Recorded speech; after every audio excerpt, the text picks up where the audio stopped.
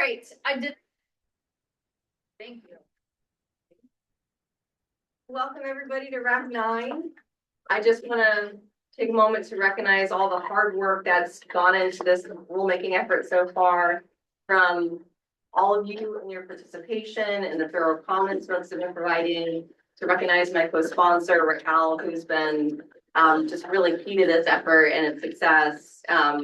My fellow wonderful colleagues who have been providing input and working really hard on these rules and really hard on responses. So this is something that will be successful because of you and because of our internal folks who are working so hard. So really, really appreciate it. I know it's been a lot of work, but it's for a really good effort to improve our processes in the long run. So thank you so much.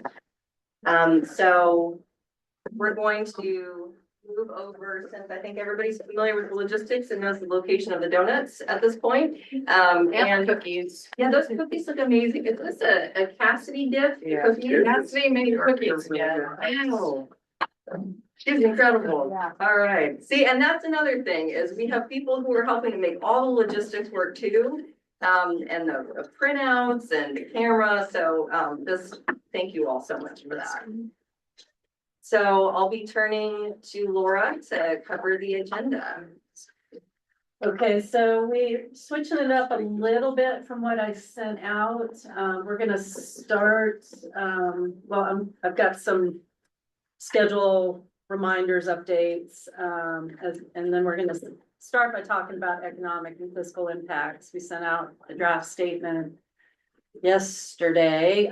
Bryn's gonna kind of step us through kind of a high level outline of what's in that document, and hopefully we'll generate some discussion and get some more input from folks on that. Is that you doing that? That's me. It's not showing up on my screen at all, so I have no control. And then we're gonna step through the divisions, and what I've included was the facilitators agenda. We don't usually send that out, but it highlights the items in each of the divisions that we're probably gonna focus on primarily. So I would encourage you to maybe have that ready.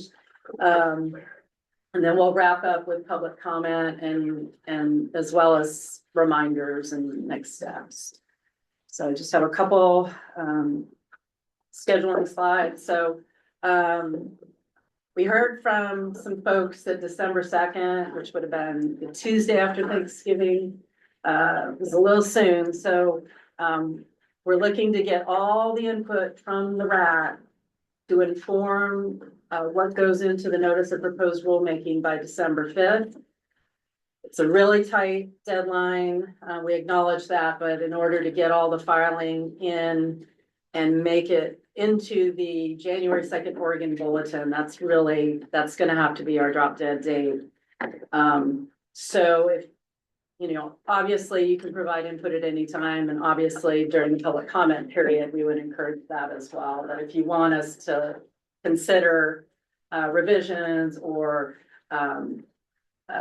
input on the statements that accompany the notice, if you could get that to us by December 5th, that would be appreciated. And that same goes for the draft meeting summaries that you've received to date. So RACs 3 through 7, we haven't finalized, or Division 2, those I've emailed out. They're all on the website. We will be producing meeting summaries for last week's RAC as well as today's. I don't know the timing of when that we'll get that out to you. We will do our darndest though to get that done before we publish the notice. So at least you have that.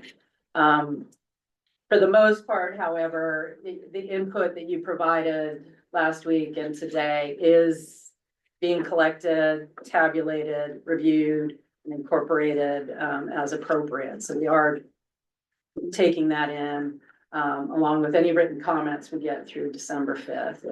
That's what we'll be including. The other thing I wanted to say is we created in response to some questions last week about how do we know which version to look at. We did create a table that's got hyperlinks in it. and it tabulates the various versions. So for some of the rules, we've got two versions, the first one you saw, and then the second one that we revised in response to input. I think Division 2 maybe is the only one where we've got a third version in there. But we did generate that table. The hyperlinks take you to the documents that are on the website. And that table is in your website? I'm sorry. The table was emailed out. We will post it Friday, Okay, which is today. Yeah, we'll post it this afternoon. thank you. We We just didn't got it. print it, because the point is the hyperlink. Yeah, it's the Yeah. hyperlinks, and I had to get the web completely updated before we could get the table, so. But the table and the Zoom recording from today should be up later this afternoon. Thank. Okay, just a reminder about the timeline, so, I need to change the date on that chart from December 2nd to December 5th. We're targeting January 2nd for the notice, public hearings, I think we've still got that last week in January. I don't know if we've talked or figured out yet how many. We'll obviously offer both in-person and virtual options for the hearings. We're gonna do about a 30-day public comment period. I don't know if it's gonna be exactly 30 days or if we'll run it through to the Friday of that week. We haven't actually done the counting yet, but it'll be at least 30 days. And we'll review the public comments, early February through March, and then we're going to the commission March 19th for adoption. And then that should allow us to meet that April 1st effective date deadline. So I can pause there. So, yeah, let's pause. We have the director here today. Director, is there anything you'd like to say today? I will reiterate what I've said in the past. I appreciate everybody's significant efforts on this very large undertaking of rule updates. We've really worked hard to try and harness all of your levels of expertise from the various different organizations and folks that you represent across the state to make sure that the rules that we put forward are the best that we can. So I appreciate everybody's efforts. I personally apologize for the volume of material and the rapid timelines that we're working on here. But we are doing so, one, to meet the statutory deadlines, and two, to really push on the modernization and efficiency work that we're doing so we can start reaping the benefits of these improvements as soon as possible there. So please lean on us if you have questions about process or about the specifics. We'll do everything we can to try and accommodate that and get you answers as quickly as possible. But I do really want to thank you again for all the time and energy you guys have all put into this. So let's go to Jeff, and then I don't know which one was first, Kimberly or April.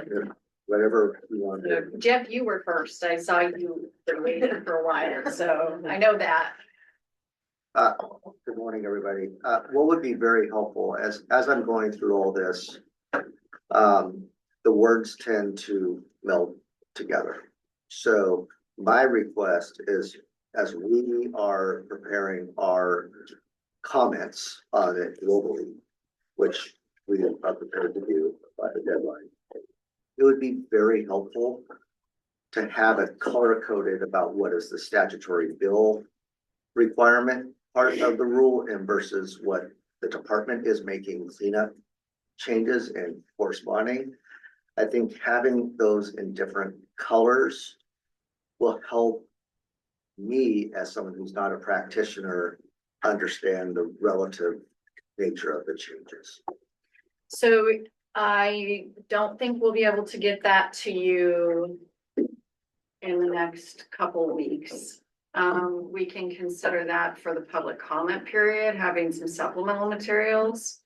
The best that we've done is we did go through, and you'll recall on the cover sheets for at least the first version of the cover sheets, we went through and we said when some of the elements were as a result of legislation. So that's what you have today. the ability for us to go through and get you something before the 5th is just not, I don't think, likely. It's a color-coded document.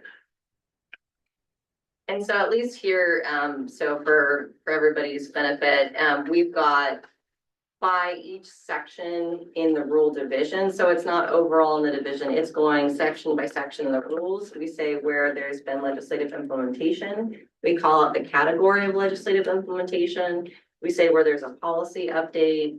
We say where there's, some rule cleanup and consistency. So I think it would be really challenging to go rule section by rule section and say, okay, for this one sentence, these 3 words are related to electronic notification. That's, legislative implementation. These 4 words are related to trying to make the rules make a little more sense for folks. I think that could be a real challenge, but we at least do have these tables. So is it fair to assume that like some of these chapters within the division, they include both kind of modernization and efficiencies that are optional plus statutory language changes or changes based on statutory And requirements? so if you look here, it says, so I'm on Division 2 here, it's, we did not do that, by the way, for the ones that were added as a result of all of your comments, but so 005, for example, rule clarity, some elements specified in 2025 legislation, right? So some of it is just making the existing rule clearer. Some of it is a result of the legislation. Definitions, 0010, that one is just rule clarity, right? That's a cleanup issue. So the changes there. Yep. So, you all did ask for something like this right at the beginning, and that's why we revised some of the cover sheets and then started doing that. So I hope that's a helpful tool, for you all to know.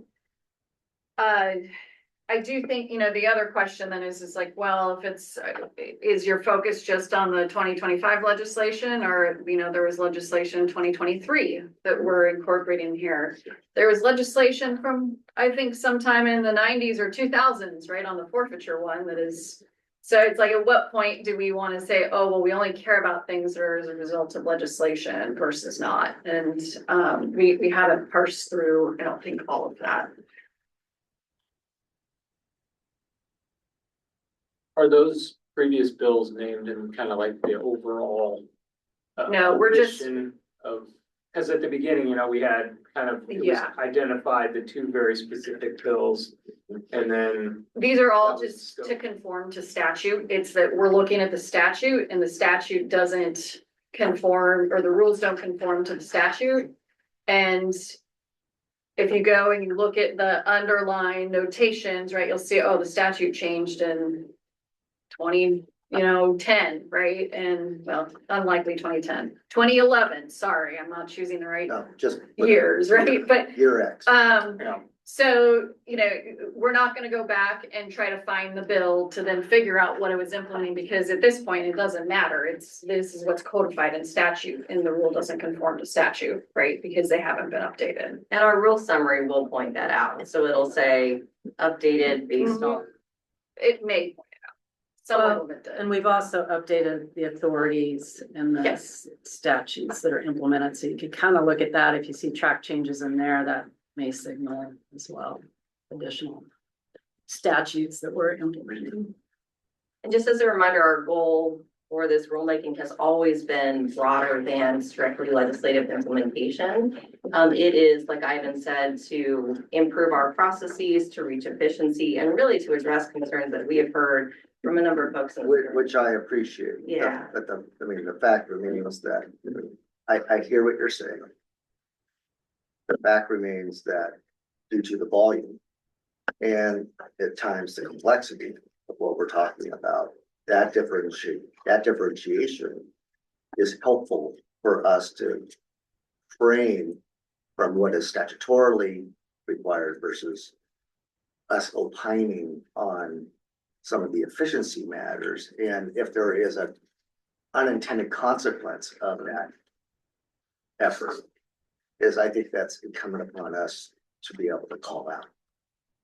Yeah, I totally understand, and like I said, we can look at that maybe for the public comment period. I just don't see that happening between now. In a manner that will allow you to get comments back on it, it's, we'd be happy to get it to you probably by December 5th. That's not gonna actually help you, right? But what we already have put together will help you, right, as you're looking through, because yes, if it doesn't say 2025 legislation on it, that means it's not resulting from that, right, on these little cover sheets here. Okay, let's go to April and then Kimberly. Well, I was gonna make some other comments, but I think just in line with the conversation, I do think, well, one, what I was first going to say that I do want to say first is Laura, thank you for putting together the table. That was something that I think I had suggested, and I think that will make it easier for not only members of the RAC, but also members of the public to track the changes. And I agree with Mr. Stone's comments about being able to tie things back to the legislation, to recognize the short amount of time that we're under. And I do think that there's a way to take the different documents and sort of thread the needle on what is or isn't required by the two bills. But I think just in being consistent with comments that I've made in previous RAC meetings about there potentially being too many rule divisions involved in this short time frame, I do think it's likely to come up. Well, speaking for myself, it's likely to come up in our comments both informally and formally, and I think that particularly in the environment we're in, which is both resource constrained for the department as well as having economic impacts to virtually every sector, we need to make sure we're being thoughtful in how we're approaching the different ways to improve department processes and efficiencies outside of the two bills that required implementation. And I think just in going back to my folder here, when we were asked to serve on this RAC, it was for the purpose of implementing the two House bills plus Division 77, which is something that we also were supportive of because that was a division that had its own separate rulemaking process. In fact, Division 77 had, I think, two different RAC processes to get to this point. So I think that that's an example of why it wasn't required by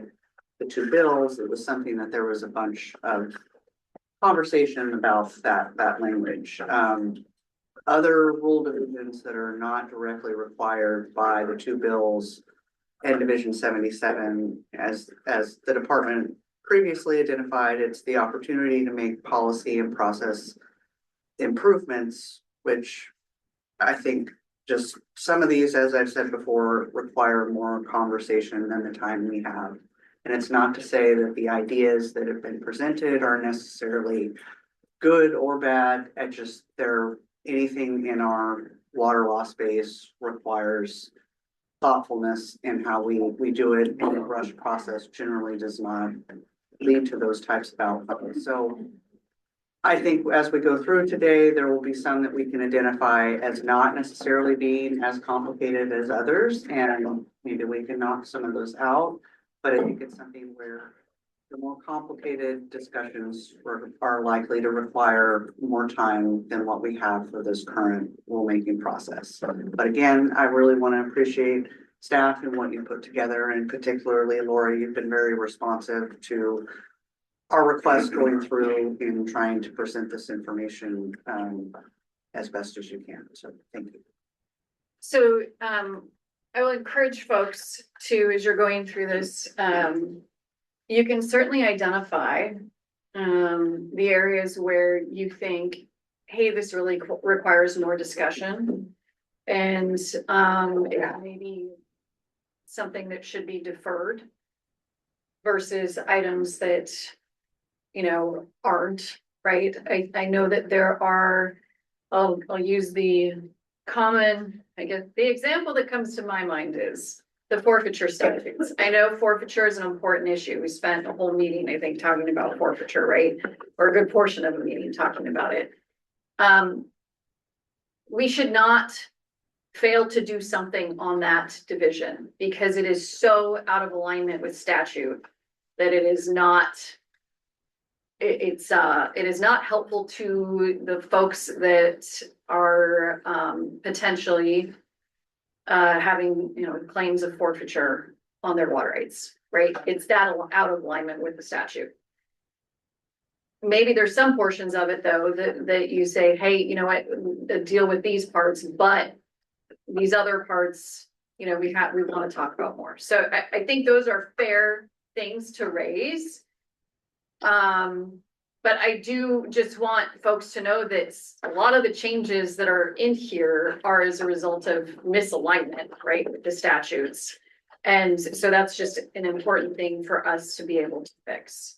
So I certainly welcome you all to flag those areas where you think things require more discussion. I will note for all of you that yes, some of you provided us with feedback about some of the about additional issues within some of the rules, and we said that we just don't have time and this is out of scope, right? And so I want to recognize that there are just, we're not going to solve every single issue with these rules, and we are trying to do that balancing act. So I certainly appreciate that. I know you all have been putting in a lot of work because all of these rule revision trackers, the length of them are the length of comments we've received. And then of course our staff put a lot of time into responding to try to make sure we're vetting all of those things. So do know that the comments you all have provided, we are taking those seriously. I don't think we've ever done this before, but we knew the volume of work. We wanted to make sure you all knew that we were looking at your comments because of just the volume here. So Kimberly. Yeah, I have, I want to jump into the conversation at hand, but then I also have a question after that. And I guess I would just say, my perspective is that the department has done a really good job already of letting us know, if you look at letting us know which provisions are connected to the bills, which are cleanup. I mean, if you look at the summary of potential rule changes, it's all laid out there. And so I would say, honestly, we would prefer that the department's time be spent on the substantive pieces as we move forward, you know, going through comments, etc. You know, I just think, I don't think we need more highlighting personally. So just wanted to offer a different perspective there. And I also do want, I know the department already said this, but I will just say it out loud, is I do feel that the department has been very clear since the very first RAC meeting that we were talking both about, implementing the two statutes that passed last session, but also cleaning up sections that were misaligned with existing statute, because without doing that, the department is actually, we would think, are vulnerable to challenge. So we feel strongly that the rules do need to be cleaned up so that they meet statutory changes, both under the original statutes, but also changes over the past, few decades. So we do support the department's work there. And then I did want to say, I do, as to my question, we really appreciate that the department is, sending out comments that people are making. And I think the charts that you are creating where you're responding to comments are super helpful. Whether or not we agree with your analysis, it is helpful to have that there. So we are supportive of the work there, and we thank you. But I guess my question is we are curious. You've done a great job in putting together the RAC comments, but we're just curious if you are getting input, say, from legislators. I think that if so, that would be something that I think we need to know. So I'm asking that question. Are you getting input from legislators at this point in time? Or not at this point in time at all? I have not received any feedback on the rules from legislators. I've briefed Rep. Helm and Owens, I think maybe twice, just to let them know what we're doing. And so there has not been a direction to us in terms of specific rules, but we have at least let them know what we're doing since they passed the two pieces of legislation. Okay. Thank you for answering that question. Okay, let's go to Michael and then April. Great, thank you. Michael Martin, League of Oregon Cities. I just want to make some general comments here first. I want to say that, you know, as been echoed, I do appreciate all the work of staff at OWRD, the professionalism. I think you all have done a great job during this RAC. That being separate and distinct from the feedback that I have received from some of our members. The best example I'll use is the land use update. This has been a very complex thing for our members to provide feedback on. And I think there are chunks of this RAC that have really gone beyond the scope of what I understood and what we talked about when this legislation was passed.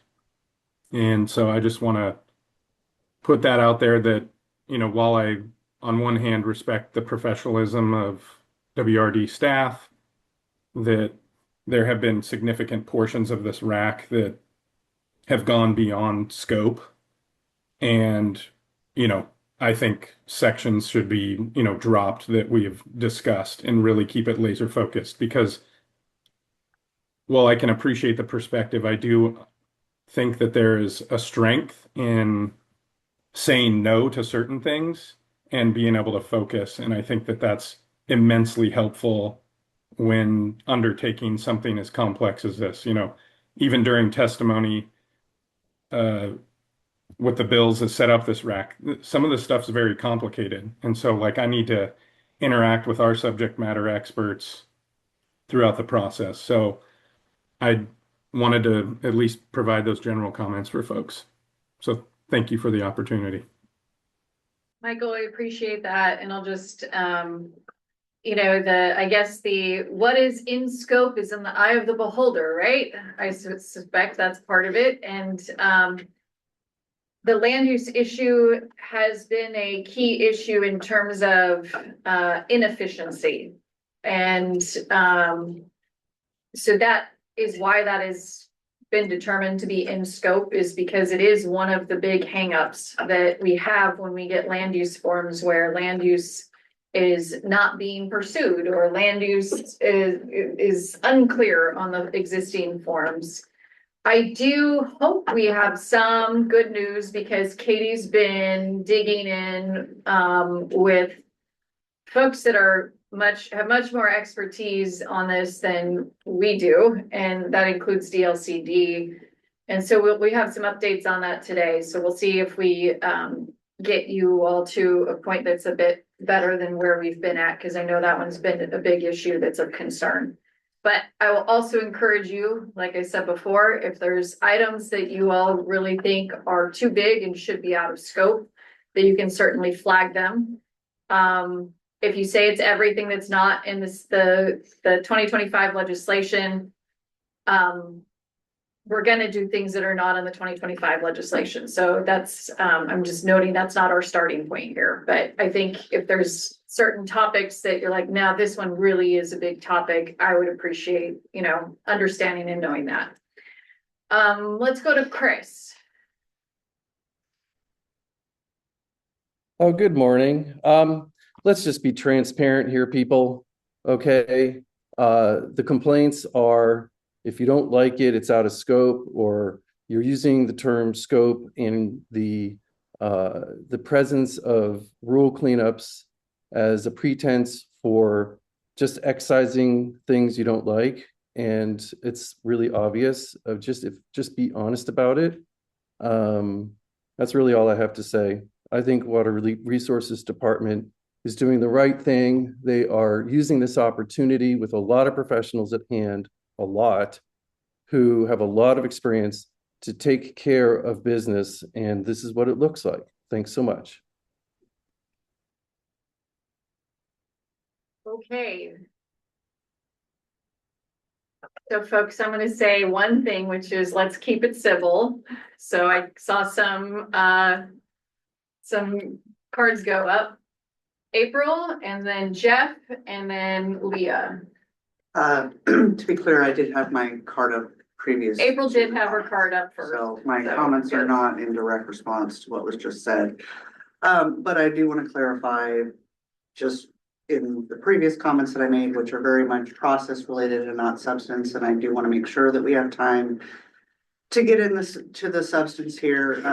Raquel, I appreciate that you're willing to, and I've heard that echoed, for us to flag those things that you think that we think need more discussion. And I think as someone who has actively followed and engaged with the department for a number of years, one of the things that I wanted to clarify to make sure that my comments previously were clear is we are where we are. We've spent a lot of time when we entered this rulemaking. There was originally, I think, going to be 5 meetings, maybe. Now we're on meeting 9. That's 7. 7. It just clarifies that, makes that emphasis that these topics require discussion. At this moment, I am being agnostic on whether or not it's appropriate for a certain rule to be part of this overall discussion. It's just more of a matter of whether we've sufficiently had time to discuss the rules. There's a lot of different things that could be done to help improve the department's efficiencies. There is no way that this rulemaking is going to achieve all that. There's going to need to be both investment as well as thoughtful discussion. I think that all comes into it. But in looking at the rules and the process, it's more of just making sure that we have the time to fully address and make sure that we're able to thoughtfully give both feedback as well as that it being something that's going to help the department, as opposed to potentially have unintended outcomes that could make things worse. The other part there is, I think, the commission meetings for people that regularly track those. The last several meetings have included a list of rulemakings that needed to occur at the department. That is a long list. This is tackling some of them. And as I mentioned, the example of Division 77 is one where there's been more discussion. Some of those others haven't.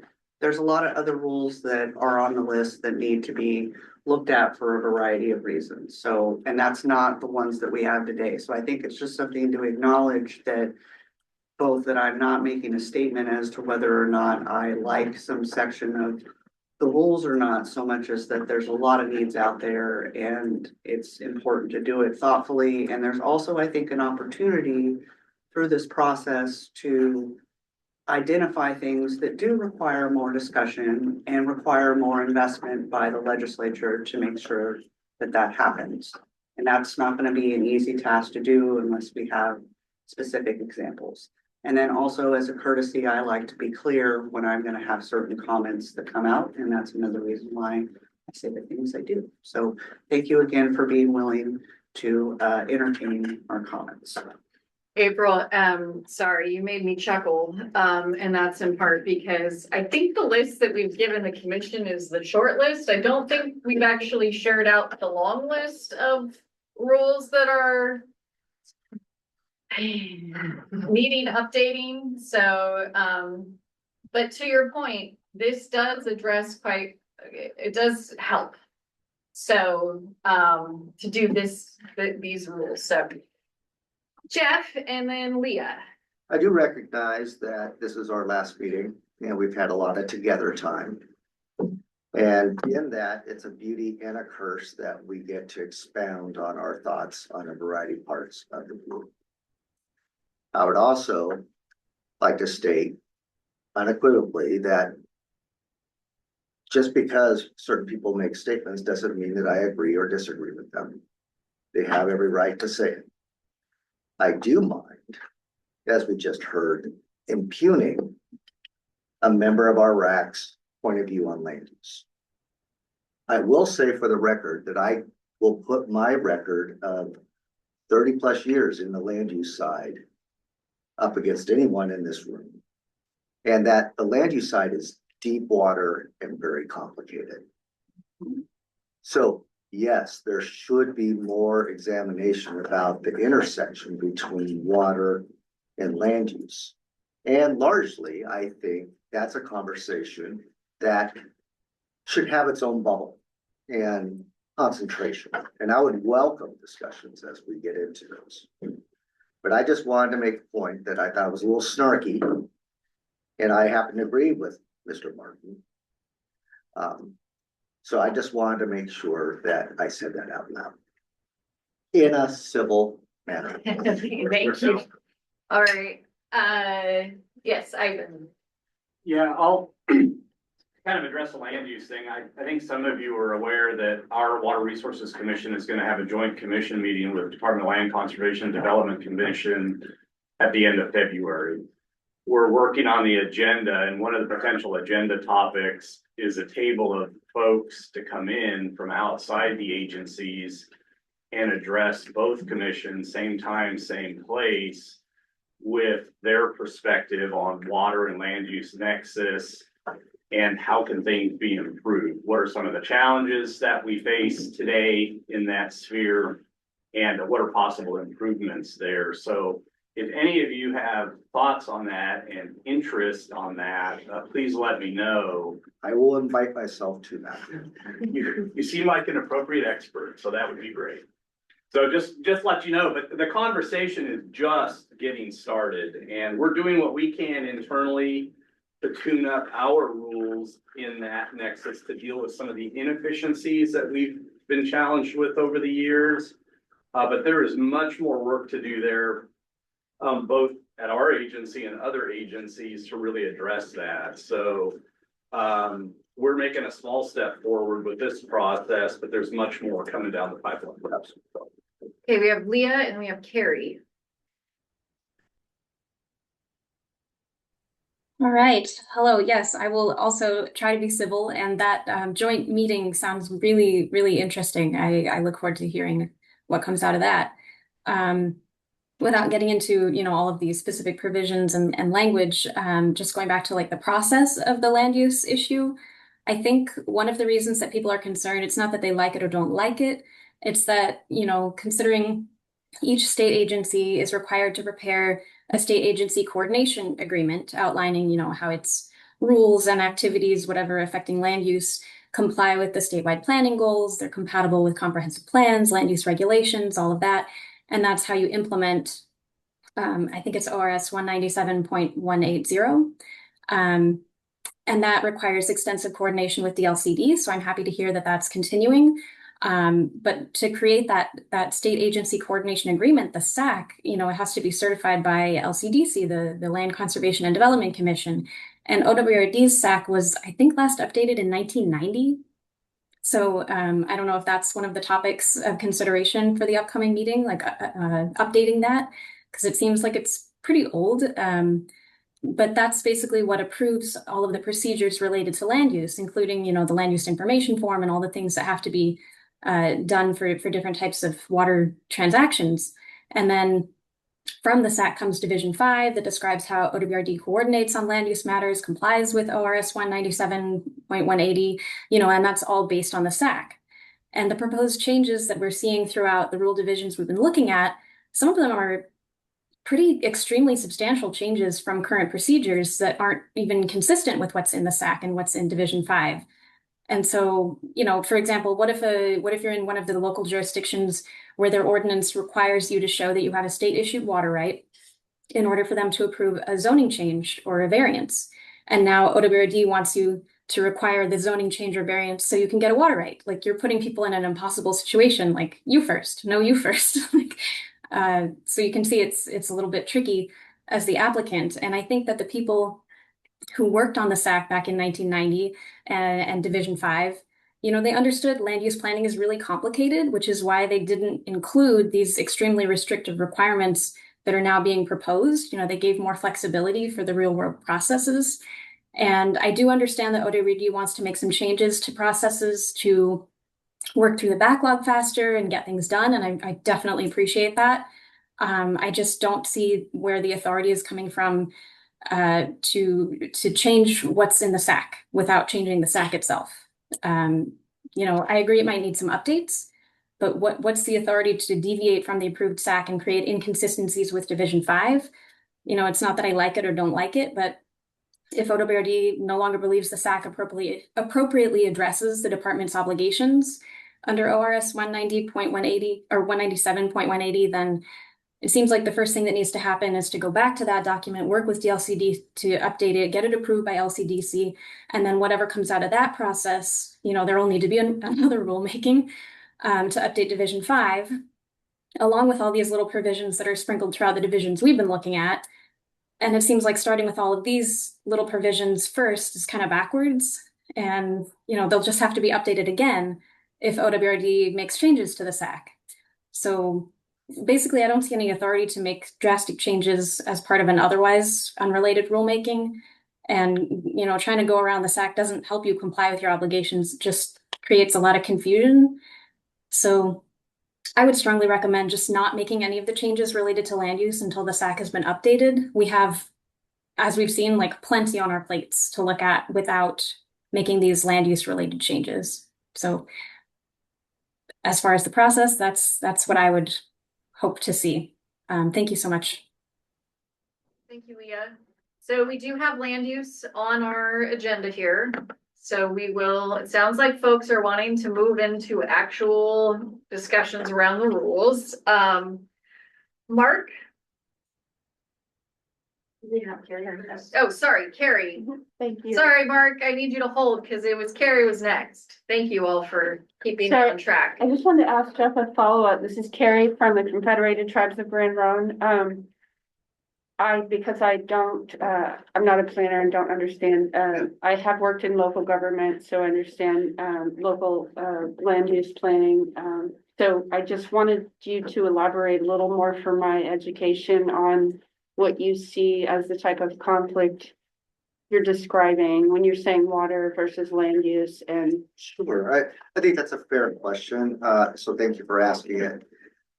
When you're looking at land use planning, if we look at like a 20-year land supply for future development, because that also deals with agriculture infrastructure, you have city planning and infrastructure, you have all those things that come in and the draw from water supplies that are necessary. So when you look at the consumptive use side of it, while also trying to balance the conservation side of the equation, those two things can seem to be at odds.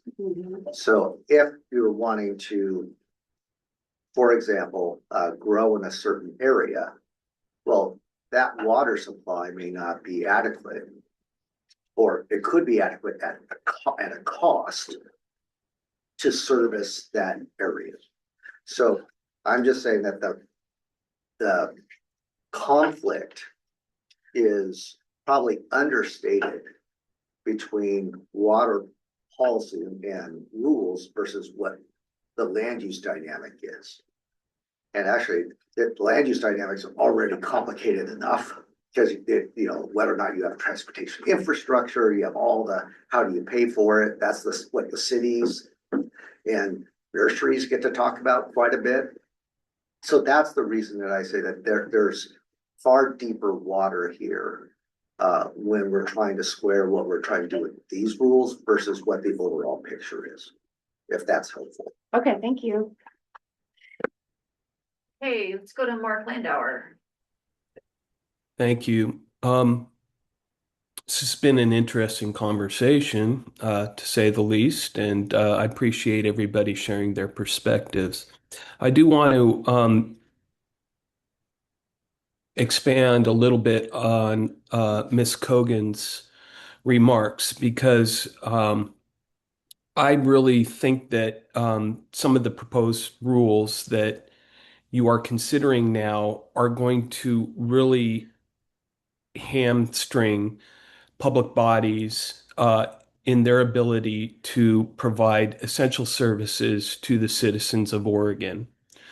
And requiring certain land use requirements to be completed before the department will accept a transfer or an application for a water right is jeopardizing those public bodies' ability to attract financing to complete critical infrastructure projects that are needed in order to serve the citizens of Oregon. This is a great concern to our members and other similar public bodies across the state. And you are placing us through this rulemaking process in a nearly impossible position. I think some real deep thought needs to be given by the department about what the true goal here is. Is it purely to make it efficient for the department? Or are you purposely attempting to prevent us from being able to do the critical work that we're required to do? I like to think it's the former rather than the latter, but I'm very, very concerned, particularly about the land use requirements that have been included in this rulemaking process. And I think that the department needs to seriously consider pulling back on some of those requirements and having a separate discussion entirely, because in your view, you're becoming trying to be more efficient. In our view, this is a critical concern that may prevent us from being able to do the basic services that we're required and expected to do. So I've been fairly quiet through this whole process, but this is one area in this rulemaking process that I believe you're pushing public bodies into a corner whereby they have no other alternative except to introduce legislation to require the department to back off.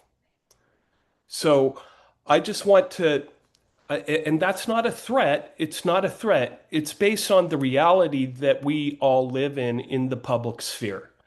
We've got to get projects done. As a matter of fact, I know that the legislature wants these projects done because they have appropriated hundreds of millions of dollars to local governments over the last couple of sessions to get water projects done so that they can assist in helping housing development in this state, which apparently is one of the governor's first priorities. So I do think that some serious consideration needs to be given as to whether or not the proposed rules dealing with what Ms. Cogan referred to needs to be implemented now rather than having further discussion to ensure that all parties can deliver upon the services that they are required to and are expected to conduct. Thank you very much. All right, folks, so thank you for that. As I had noted earlier, we've been doing a lot of work on land use, and that is one of the topics we have scheduled for today because we think we have a solution. So Katie, it sounds like we need to move that up in the agenda. Sure. If folks are okay with that, we were going to talk about it in regards to 310 and because there has been some headway on it and we did hear the concerns. And I assure you, Mark, that it is about ensuring that we have efficient processes and not about stalling projects. So with that, I'm going to turn it over to Katie to talk about where we've, what she's been doing on land use and where the department currently is at based on the latest information. Katie.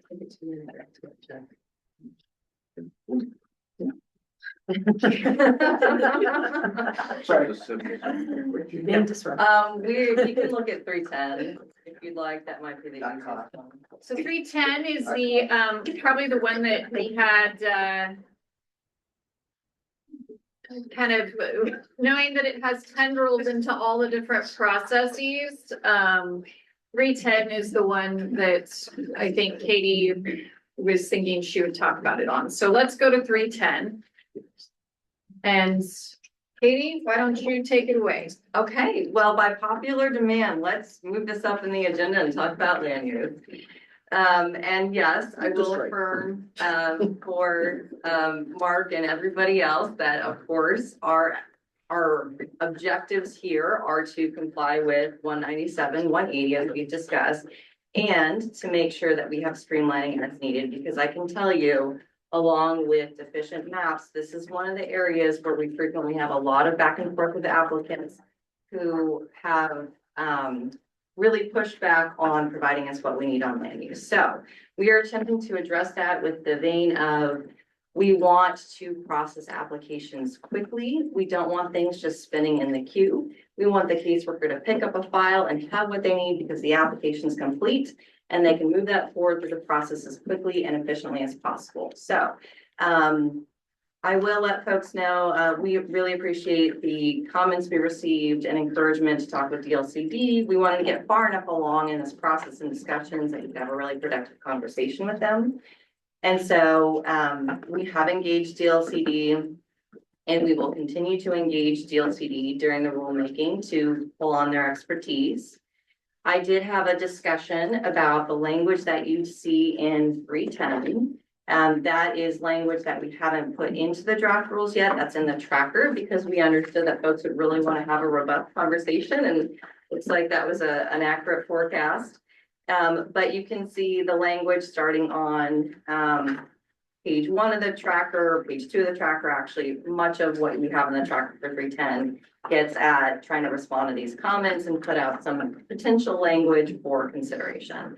But the language that you see in there on starting on page 2 of the tracker, is language that I put in front of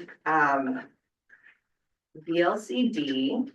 And so they have seen that. I do anticipate further conversation with them, so I won't say that this is the final amount or the final version of language, also because we are still considering your input. So this is still in flux. But in general, the LCD has no major concerns about WRD requiring more thorough information up front as part of application intake review. They also have no major concerns about an approach that we discussed about administrative holds, or you can think of it as a processing hold, for new water right applications in the event that a land use decision is appealed to LUBA. So you'll see that I have language I'll speak to a bit further about how I thought the admin language that we put out there could be expanded. I thought it was a little too limited. I heard your concerns at one of the previous RAC meetings and we've expanded that out. And we've discussed that with DLCD. So, you know, we can dive into the specific language here. I do want to be really clear, and you'll see this in the tracker, that the language we have in here doesn't have language specific to municipal applicants, because I think that's something that warrants additional input from the folks in this group. I'd like to better understand the limitations that I'm hearing related to financing, because I'm not hearing where that ties to land use. I'm hearing comments saying we need a water right before we can get financing, or some information about likelihood of obtaining a water right before we can get financing, but I'm not clear from the comments so far on why that means they can't also provide the land use information. So I know you all have information about that. I could use a little clarity. I'm going to ask for help from the RAC on understanding that better. And so if you want, we can just start diving into the language we have here, but with a caveat that I do want to hear more. We do want to hear more from folks about concerns around municipal applicants. Katie, I thought that we were going in a direction though on municipal that I have a suggestion. So maybe we can daylight that to folks. I'd be happy to. Because I think I'm hearing a lot of concern and I want to give some assurance to folks that we are hearing you. So maybe talk through that language and then talk through what we're considering on the municipal side. And then we can get more input, I think. That sounds great, thank you. All right, so, and Laura, that's not going to be in the rules, so that's why you're not able to find it. Okay. So that's what you're not missing anything. So the tracker? It's or in the just- tracker. Yeah, actually, if we could just pull that up, I think I that's a had good it up idea. here. I'm not sure what page you're on now. Let's go to page 2. The sound just went out in case you guys can hear us. Can you hear us, Molly? Can you hear us okay? Pray will do mine.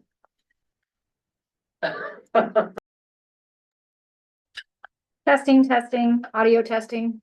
Yeah, it's working now. Thanks. We have some miming going on by Jeff here for those who can't see. All right, I see some thumbs up. Thanks y'all for help with tech support. We appreciate it. All right, so starting off with the first language. So I appreciate Leah's comments because she's accurate that we want to make sure that what we do is consistent with the SAC. We want to make sure that and that's implemented by Division 5 and the rules and these various rule divisions that pertain to land use.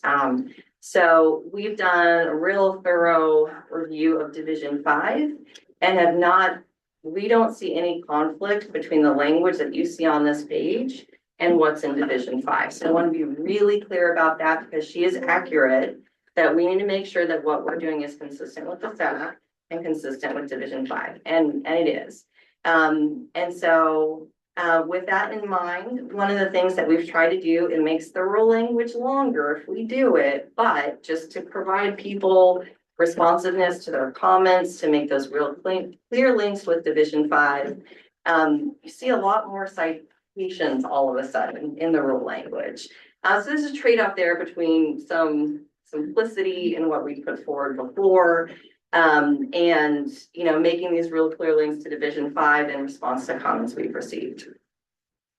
So we have links to applicable parts of Division 5 and then reference to the land use information form completed by the affected local government, showing that the land use that corresponds with the water uses, and then we have different options. It's allowed outright, which is going to be the case for the vast majority of applicants. Does not require discretionary land use approval under the applicable acknowledged comprehensive plan and implementing ordinances. All discretionary land use approvals as defined in and cite to part of Division 5 have been granted, or that all discretionary land use approvals have been granted, but the Land Use Board of Appeals process has not been exhausted. So that last option is to tie, the last part of that statement is to tie into the admin hold process that we talked about. And so, if you guys need anything about land use. No? Just ignore us. We're looking at our agenda given where we're at. So, Okay. Great. So, then like I said, we are considering if there should be any additional language here about municipal applicants. So as Raquel pointed out, given the interest that folks have in discussing that, I can just jump into that now. So a potential addition to this language is for municipal applicants, a land use information form completed by the affected local government showing that all necessary land use approvals are pending is sufficient for the completeness review under OAR 690-310-0070 sub 1 pertaining to land use information. So the language you see on the screen is showing that we need a certain bar for applicants to come in the door with a complete application. We could consider for municipal applicants that bar is a little bit more flexible, and it would be that the land use information form shows that land use approvals are pending. But we do need that information before we issue a proposed final order. And so then we can create an additional admin hold option to allow those municipal applicants time in order to complete the land use review process before we issue a proposed final order. And then I also wanted to mention that as a non-rule process improvement, what we've heard is that there's some concern that our land use information form could be misconstrued by folks as the land use decision. And so just to make it really clear for the public, we think that a non-rule process improvement would be that that form contains a statement making it clear that the form is not the actual land use decision. That's a really easy adjustment for us to make, and I think could provide some clarity for the public. So it's not that they come in to the county fills out the land use information form, or the city. And then that is the land use decision, or it's appealable. That is absolutely not the case. We all know that our rules, no matter what they say, don't make any changes to that, but I think making that clear on the form could really help with the public. So before we open up for broader discussion, I do want to also just give you that other information in response to other types of land use comments, then we can kind of discuss things holistically. So you see there's more on pages 4 through 8 of the chapter. Like I said, a lot of good feedback on land use that's reflected in this table. And so there's some similarities in comments and responses because some of those comments came up in multiple sections of the rules. But there was also a comment about consistency of comprehensive plans with statewide planning goals and concerns that not every comprehensive plan is consistent with statewide planning goals. But I just wanted to point out the existing rule language, draft rule language contains the word acknowledged before comprehensive plan. And comprehensive plans, as I think a lot of folks know, but just to be clear, are acknowledged by DLCD once DLCD determines that the plan aligns with the statewide planning goals. So if it's been acknowledged by DLCD, it's intended to be consistent with the statewide planning goals, and the language we're using is acknowledged comprehensive plan. There was also a comment stating that the proposed amendment, so proposed draft rules, omits the critical language and land use regulations. The suggestion was that the revised draft rules could add the words "and implementing ordinances." I think that's an option. I mean, again, you'll see that's why, some of these comments, if we address them, the rule language does get a bit longer. That's okay. That is an option. I did want to point out here that DLCD defines acknowledged comprehensive plan as inclusive of both the comprehensive plan and implementing ordinances. And so OAR 660-031-0010 sub 1 is where they have that definition. And so for our purposes, when we're reviewing a water right transaction and we're referring to an acknowledged comprehensive plan, it is inclusive of the plan and those implementing ordinances. But we do have an opportunity, if that's something that we're strongly about, to just make that really explicit in the rules. We also received a comment that the proposed amendment should require a final land use decision from a local government. The phrase land use approval could be used in, it could be used in the revised draft rule language. So that wasn't in the initial draft rule language. That is something that I put together in this table for you to look at. Page are you on? Sorry. Well, I'm kind of addressing, it bleeds, it goes 4 through 8 at that point, so. There's no multiple text, pages. it's. Okay, it's a the lot of words, Public so- comment goes several pages, so I think you can just stay where you're at. Yeah, Laura, I think if you, maybe if we just keep on the screen the potential rule language, then folks can focus on that. Which is at the top and two. This. Yeah, that would be great. Thank you. So in there, we've got the words land use approval. And so I did want to point out that Division 5 at 0015 defines land use approval as a final decision or determination made by a local government. And then it goes on, but the point being, it's final, right? So if we say land use approval, by the definitions in Division 5, it means that final decision or determination by the local government. We could add a reference to this definition. So it's kind of a trade-off between, length of the rule and addressing, comments and adding clarity to folks, and that's appropriate. Okay, and then, as I promised, I was going to give you the full picture, and then we can get into the discussion. So, as we were going through comments that folks submitted and just spending more time with the rules, really giving this some very deep thought, I was thinking more about the admin hold language and how it it was fairly limited, or it could be interpreted to be limited to just the period of time, I believe that's 21 days, where after a land use decision is rendered, that folks can appeal it to the Land Use Board of Appeals. And so that's a pretty limited time, doesn't really add a lot of value for the admin hold purposes. Folks were pointing out, of course, exhaustion of the administrative appeal period is something much broader than that. It takes longer.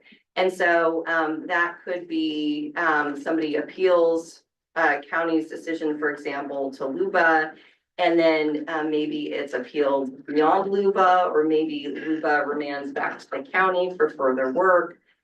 These processes can take some time. And so there is language in there about rather than just getting through that 21-day period, about actually exhausting the administrative appeal process. So that is, we're gonna look briefly at pages 19 and 20 of the tracker, so we can show you that potential language.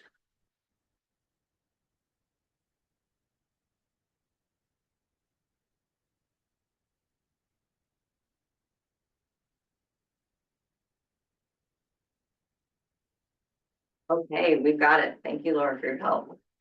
So the current draft rule language says complete the administrative appeal period for a land use decision that's already, land use approval that's already been obtained, and the extension does not exceed 1 year. So I think that could be modified in order to address these concerns, to exhaust the administrative appeal process for land use approval, and the extension does not exceed specified period of time. We'd be really interested in feedback on that period of time. So should that stay at 1 year? Should that move to 2 years? That may be a reasonable adjustment.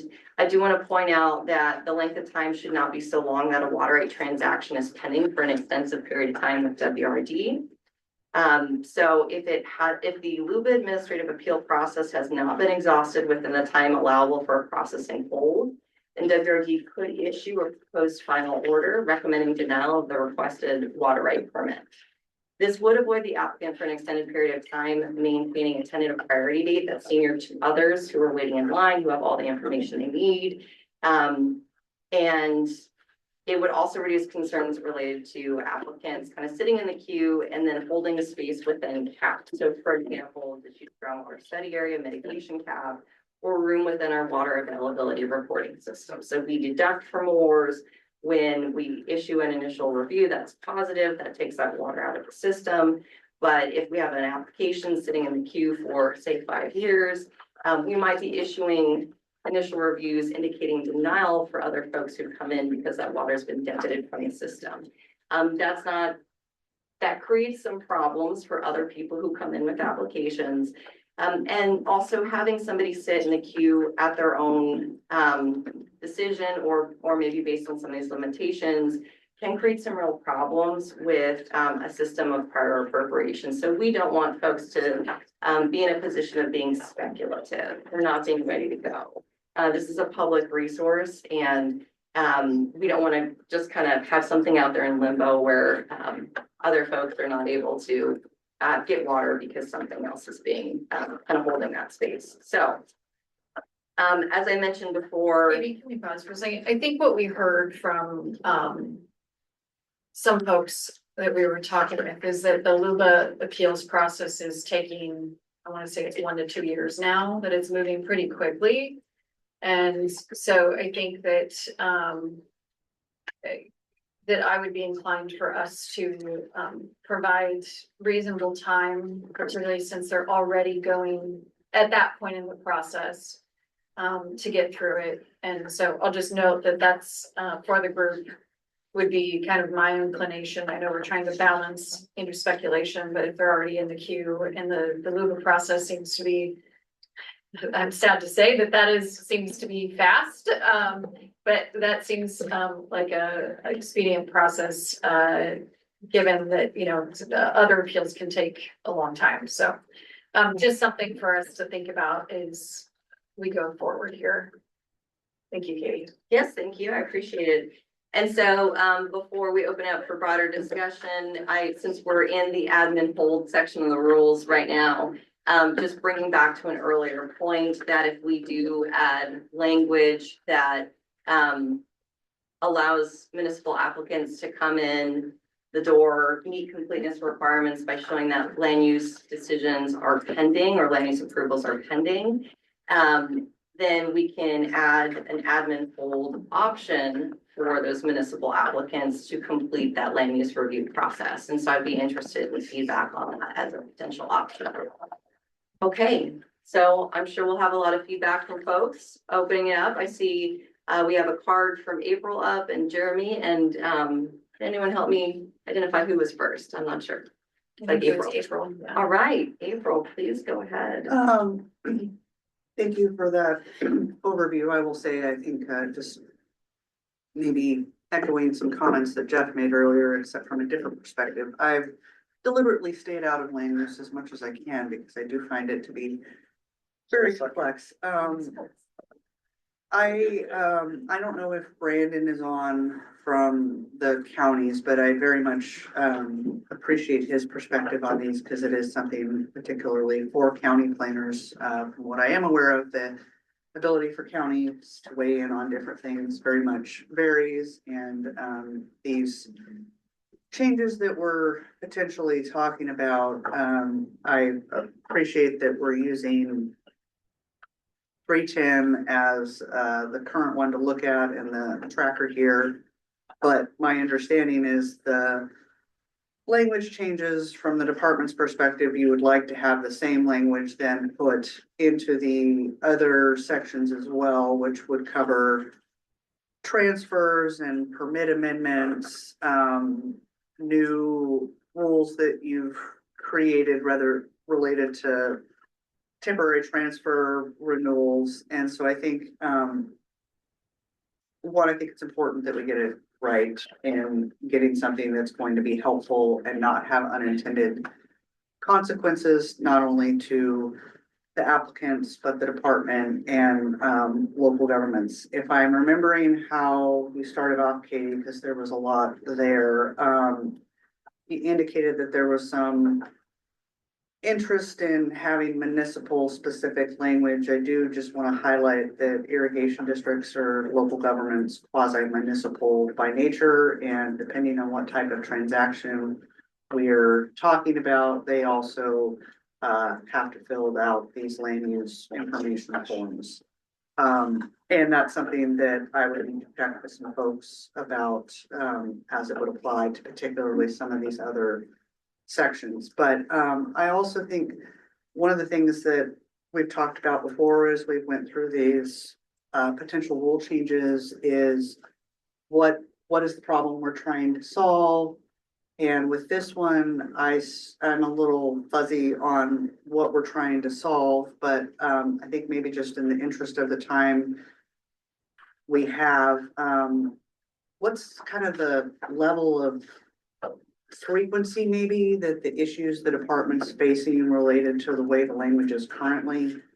How often is the thing coming up? Because I think that would be helpful in understanding, because this is a big topic, and land use again is something I think other folks need to be able to weigh in on as well. And so I'm just trying to understand how frequent is the issue you guys have? What is that issue that we're trying to fix by messing with this language here? April, I think that's a great question, which I'm not going to answer, Katie will. But I do want to just note one thing when it comes to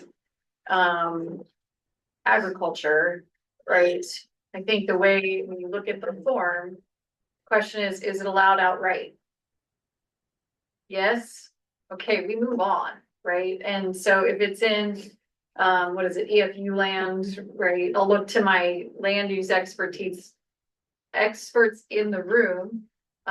So in a lot of instances, if you're in that bucket, this shouldn't be a big deal, right?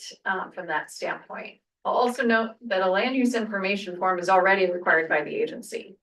So Katie, in your response, I think that's one of the things why, so I want to apologize to folks. We didn't know this would be such a big deal, right? Is in part because we already require land use form, right? So we're not actually changing that part of the process.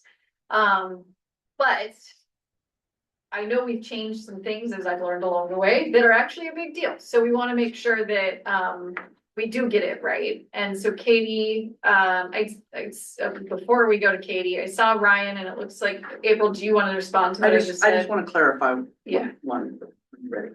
Okay, do you want to clarify before Katie responds, or? Yeah, because I think it's just, Yeah. it's, you know, for my members specifically, yeah, you're right, and it is usually a very simple checkoff procedure when this would be triggered.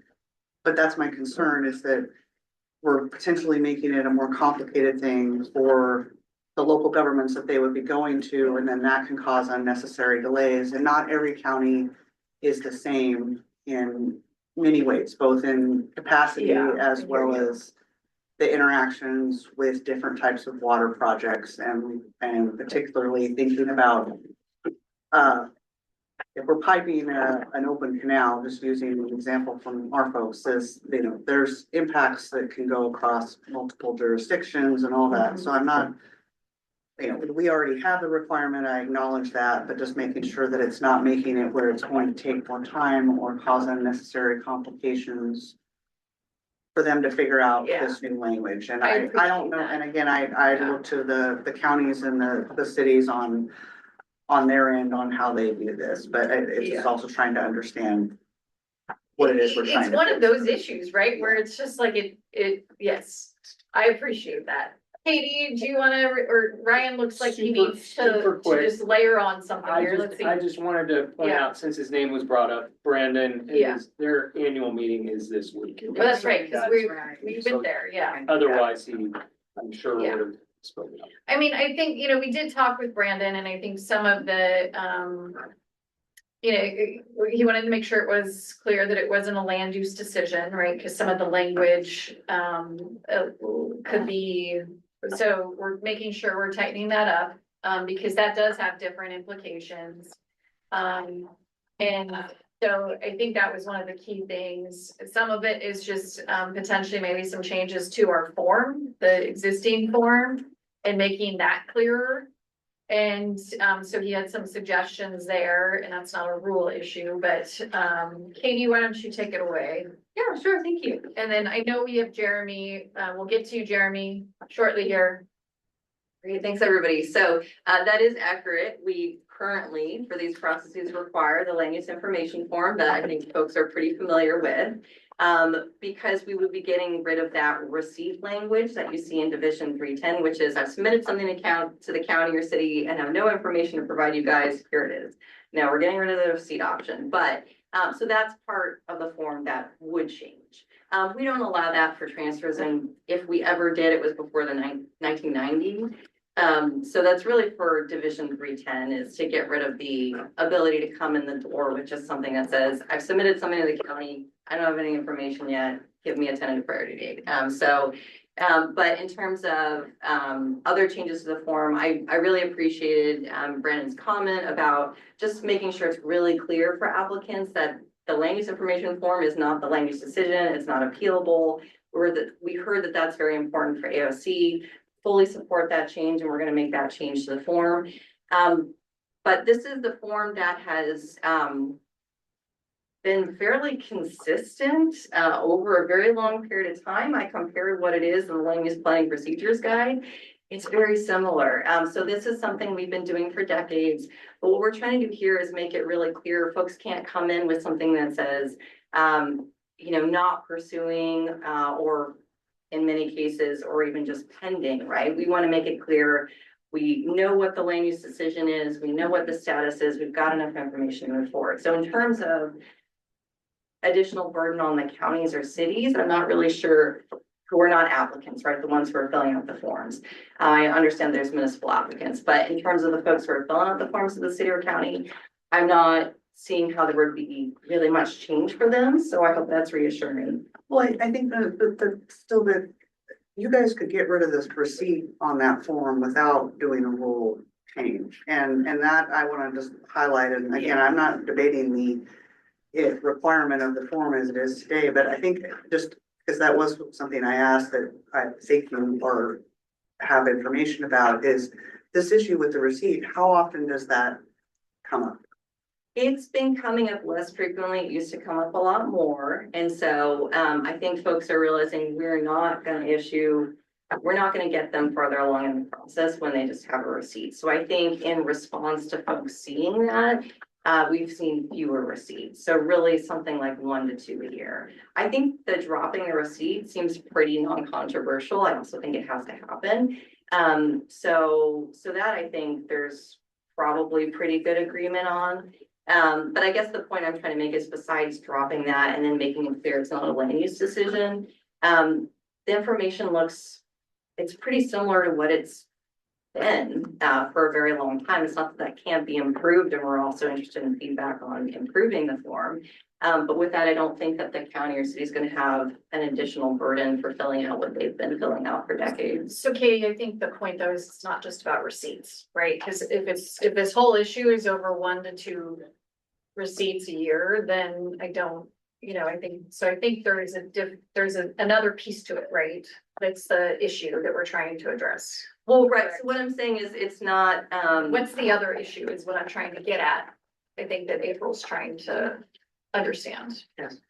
Okay, so maybe y'all can help me walk through that. So we've got most of the applicants who come in are going to have something that the planning body checks the box, use allowed outright.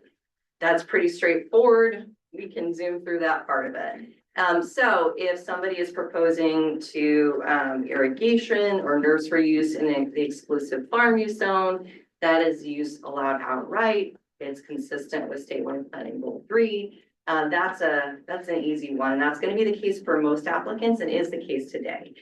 We do have a number of folks who come in with that box checked on the form showing that they're not even pursuing land use approval. And then they argue with us and there's delays in the process to try and get more information. That is actually a fairly common problem for those who are in the outside of the use not allowed outright bucket. And then we've got other folks who are in the pending category. And so then we're waiting on land use approval to come in before we can move forward in the process. And so point being that we don't want things sitting for an extensive period in the queue. We have a lot of, it takes up a lot of the queue workers' time, having back and forth with applicants trying to get the information they need. And so the real change here is how complete is that application when it comes in the door? Because the point of application completeness is that the department has what they need in order to process an application. The public has what they need in order to engage with the application and the process. The applicant has come in with what they need in order to move forward efficiently in the process. So what we're trying to address is really the completeness item and being able to move forward quickly. Do you have anything you want to add? I guess just the ones that come in where it's marked being pursued. And we don't really have the closing of the loop at the end. When it's approved. So that is not issuing something if we don't approve it. Yeah. And Which means you keep following up and keep having, so there's a lot of staff time spent trying to figure out whether or not they've gotten it. I do want to go to Jeremy and then Leah. Jeremy's been waiting. So Jeremy. Thank you, Jeremy.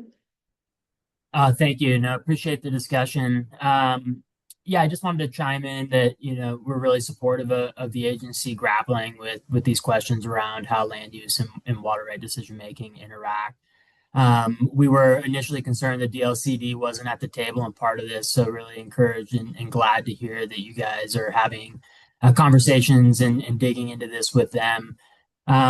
I didn't have a chance to review the proposed language that was in the overview revision tracker before this, but just listening to Katie, I think generally it sounds like things are moving in a direction that we're supportive of and address some of the concerns that we had initially. I did just have a question, as we haven't had a chance to really sort of to see any proposed language, what the sort of process from here might look like as it relates to these land use sections that are in the revision tracker. And if OWRD is expecting most of the comments, the follow-up comments to be part of those comments submitted by December 5th. And then I'll just note, unfortunately, I have a conflict at 10 a.m. I'm going to have to jump for, but it could be a little late just to hear a response here. Thank you. One of the questions is when folks need to provide feedback. So I think that is December 5th. So we've gotten to talk about this at a couple of RAC meetings so far, and then we've digested comments that have already come in. But I think if there's any additional feedback, I think what we've given is December 5th. So December 5th is the date for us to be able to consider the comments and get them into the notice and public comment draft. You can, if you provide us with feedback after that point in time, it will be considered. It's just we can't assure that it will be considered before we have to go out for notice. So that's one follow-up question. So is it the intention then to actually send out draft rule language following the meeting on the land use section for consideration for those comments?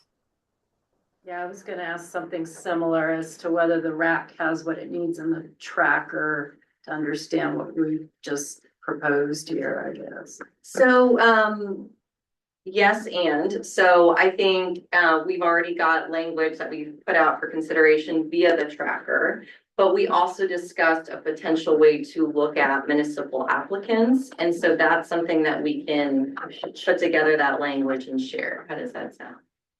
okay, that sounds good. Leah?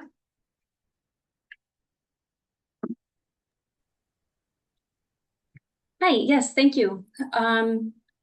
Okay, a couple things. So I see now the draft language does now reference several sections of Division 5. I think this is great. It's a lot more consistent. It's a lot more clear. So thank you. I think we are definitely moving in a good direction. I don't know if it's like completely there yet, but you know, definitely appreciate the effort and the progress that's being made on that. So now you've got references to 4A and 4B. I don't see a reference to 4C under that Division 5 0035. And I think leaving out 4C, which is the part that actually gives you more discretion about what to do if land use approvals are pending, is kind of, you know, we need to kind of somehow address that as well to be fully consistent with Division 5 and the SAC. Not to throw a complete wrench into it, but I mean, getting rid of the receipt option, I agree with. I think it makes sense. I don't think that, you know, there is the authority to just assume that everything is fine if you don't hear back in 30 days. And yet it is in the SAC. So again, how do you do something that's not consistent with the SAC? So that's just another kind of outstanding question.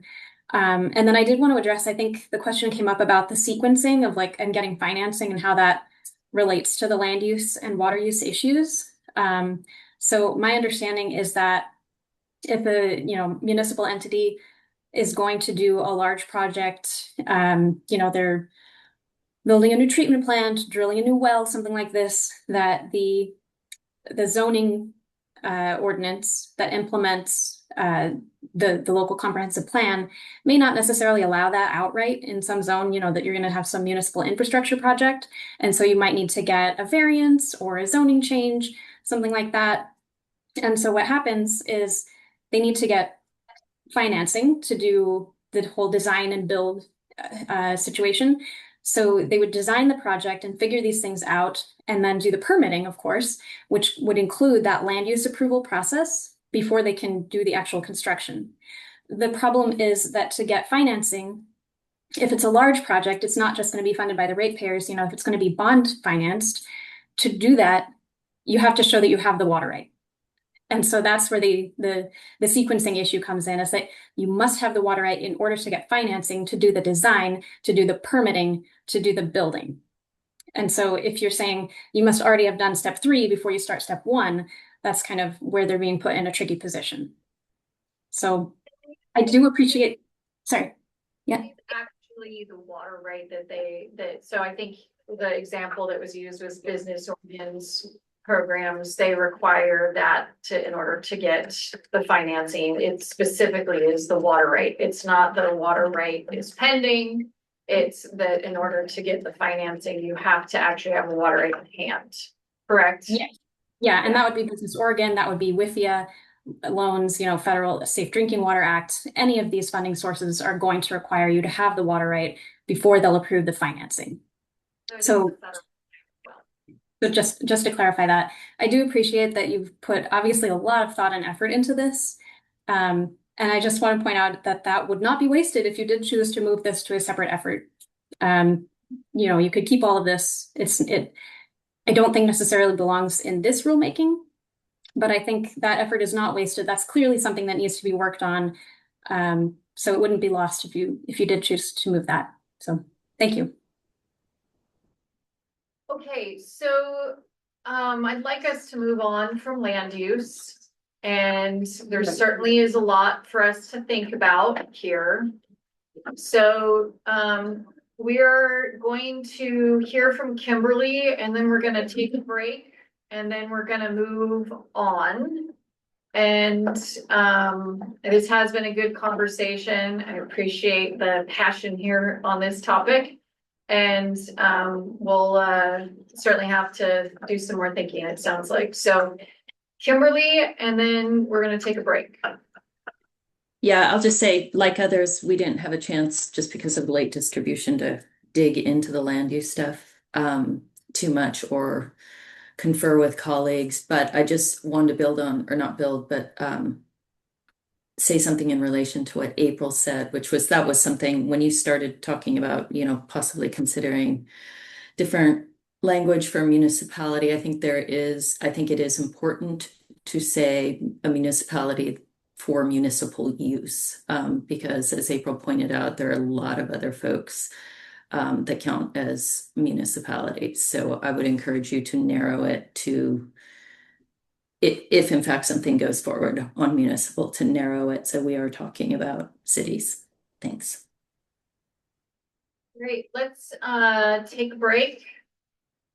And like I said, we've heard a lot from you all, so we'll have to evaluate our next steps on this one. Thank you so much for your input. Really appreciate it.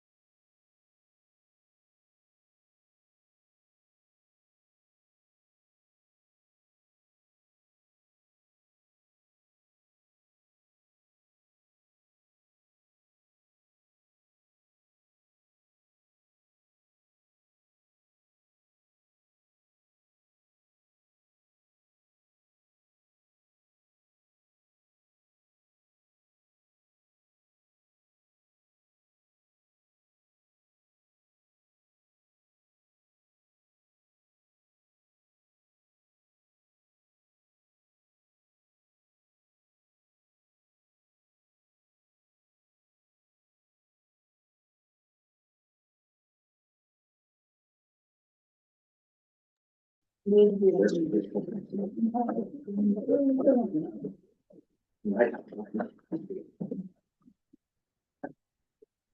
for not doing it. It's my eyes. All right, so we're going to keep moving along here. I suspect there's a couple things we're gonna not that we're gonna remove here off the agenda. But let's go to Division 2. And so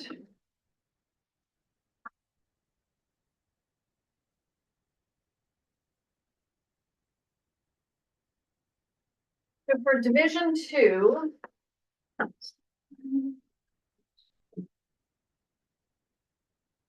there were a couple areas where I wanted to highlight. And so the first one was on 0025, and there was discussion about the credit cards and electronic payment. And making sure that we were setting folks up for success. I can't just make the credit cards go online immediately, but I have been talking with our IT folks about us getting that work underway. There's a couple of projects that are before it, but it is something I know that's important. And so what we had put in the rule here, trying to put folks on notice, is that while submittal of documents by electronic mail is preferred, until the department has an electronic payment system, payments will need to be received by the department in the mail or in person prior to the deadline. And so trying to make it really clear procedurally what needs to occur in order for that protest to be received. I did look at some other options, such as saying that as long as the payment was received within X amount of time, or something like that, postmarked. But the statute actually says that the payment, in order for it to be timely, the payment also has to be received there. So, Kimberly. Yeah, we noted this last time, but I'll just note again that there are stakeholders across the spectrum that do have accounts with Water Resources Department. So we would again urge that there be language in there that if you have an account, that the funds could be withdrawn from that account prior to the date, prior on the date of the protest. So Kimberly, I've gone back and forth on this issue. I know there's some folks that do. It's kind of the frequent flyers. It does require a lot of administrative work on the back end for us to do that. And my bigger concern is just of equity and holding everybody to the same standard. And so that's why I've gone back and forth on that particular issue. I don't know if folks have thoughts about how equitable it is, because some folks have an account set up, which I would not be inclined to offer to every single person, given the administrative work. I'd rather us work on getting electronic payments set up. So that's I think our hesitancy here. April?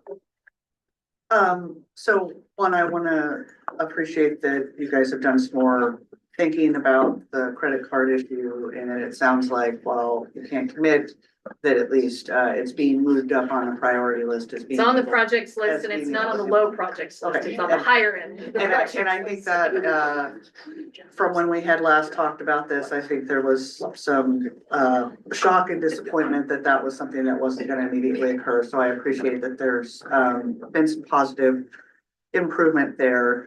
And also the inclusion of the language, which I know we're going to talk about here, that clarifies how this is going to work, particularly in the interim where there's going to be both electronic and paper methods of submitting things, but not quite payments there yet. So just appreciate that we're working to improve that a bit.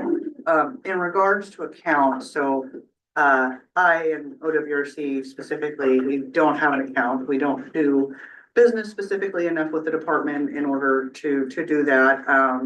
My understanding is there are a variety of stakeholders who do, which I'm assuming include folks like Water Watch, but also include a variety of different entities and attorneys who do that.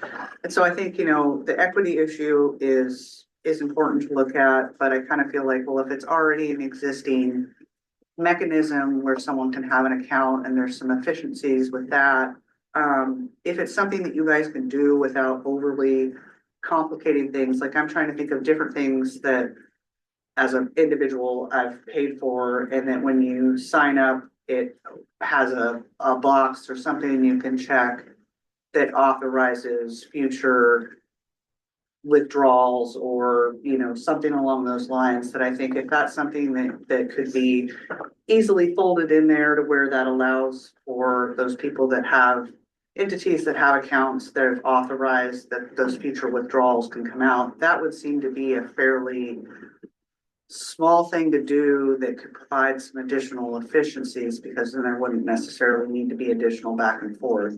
I'm gonna again say that I'm saying that as someone who doesn't have an account, and it just seems like we can make it less complicated, try and do that. I don't think it should be that painful for you guys to get payments. So the way it currently works, at least my understanding of it, is that people deposit money into the account and then we have to reconcile it, you know, regularly, right? So it's I'm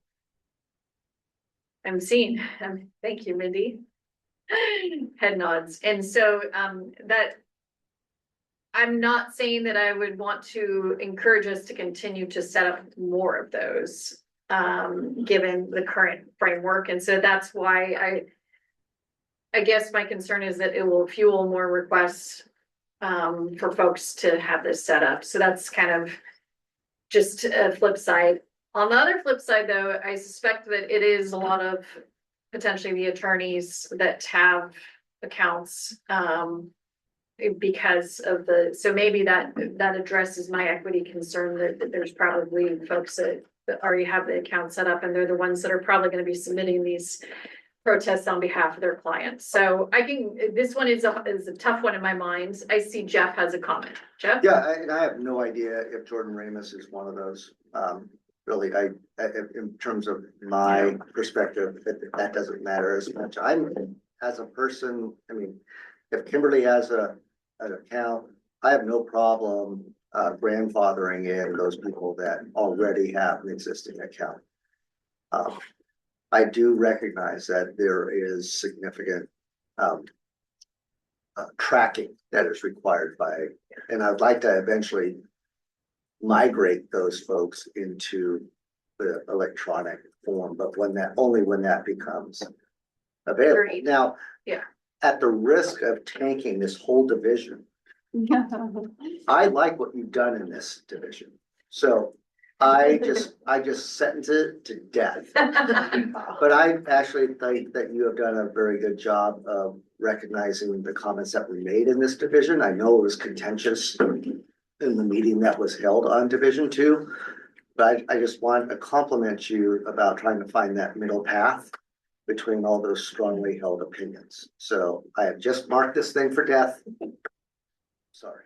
So I appreciate that, Jeff, which makes me think I need to put on the record that there is no stakeholder group that is driving this. But you had a separate meeting. Exactly. We had. That's what but I mean, the whole division, right? There's been some Everybody concerns was that invited. Everyone was invited.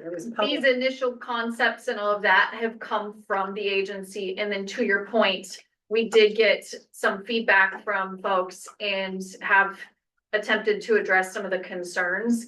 But since you like it, I just want you to know that Jeff and his attorney did not write the original language or the current language. So All right. I just know that there's been concerns there, and I want to be clear that this whole concept has been coming from the agency. And to your point, though, I really appreciate that folks engaged and brought us ideas, so we can help make it better. So I want to thank you all for that. So, April? So I do think this is something that is tied to the bills that need to be implemented. So I think, unlike perhaps some of the other sections, this one has a clear tie back as well, which is good. But on the previous current discussion, wherever we're at, related to payments, this is simply a question. Yeah. And I don't want to make it more complicated, but is it something with these accounts that already exist? And I agree kind of, I think where Jeff was, if we need to limit to existing or something like that, because we want people to be able to go to these electronic payments. But with the folks who have existing accounts, and I understand there's a tracking feature just as with every payments and accounting, and you guys do have a good fiscal department here, but is it a concern that these folks should be paying a processing fee similar to the credit card payments, or is it more that you're just trying to avoid there being a rush and more people signing up to do it? Yeah, I think, my concern would be putting additional, I can't remember the numbers of what our accounts folks do. It's like, I want to say it's hundreds, thousands, but I could be wrong on that. It's been a while since I've brought that statistic forward, maybe bring numbers, but it's all, more little tracking tasks, right? Because you have to deposit the money in the account first. And so my concern is, one, for those folks that already have accounts, that means they can say, hey, just debit it from my account, send it on via, the last hour. And someone else that doesn't have an account, they can't do that. They have to plan ahead. And so that was one of my concerns, just from the equity standpoint. In terms of driving setup of new accounts, that's obviously more tasks and tracking and concern on our end of the risks associated with that. So that's all. Thank you. All right. I want to keep us moving because there was there's more here. So I'm going to skip the hydro piece that I had originally flagged in the agenda and go to this next piece, which I have too much paperwork in front of me. Oh, there it is. Okay. 90, which is the pre-referral consolidation versus post-referral consolidation. So this one we received some feedback on around, you may recall that the department wants to be able to make a decision to consolidate or to, what's the other word? Bifurcate. Thank you. There was no way I was going to remember that one. And we want to be able to make that decision upfront, pre-referral. And there was some comments about there should be a protest to object to that. There should be, or an option to object to that. There should be the opportunity to go to the ALJ, and which to us all signals more briefings. And the purpose for this was really to be able to refer over the case and have this, we only have 180 days to be able to move forward. And that is just another time in the schedule to do that. That said, if the agency doesn't take that action to, I'm going to focus on consolidations because I think bifurcations are quite honestly less likely, but if we don't take that opportunity up front to do that, right, you can still, so the parties, there's still already a process that allows for folks to ask for that to occur. So this doesn't take that process away, although I think we may have added language to make that clearer. that it doesn't take that process away. But it would allow the department to make that decision upfront without going through all those briefings and the vein of efficiencies. So I wanted to bring that one back and just see if folks had comments on that. I think, and yes, we did make changes to make that a little more clear that the party may file a motion with the administrative law judge to consolidate or bifurcate if the department has not notified the parties of a decision to do so beforehand. Kimberly.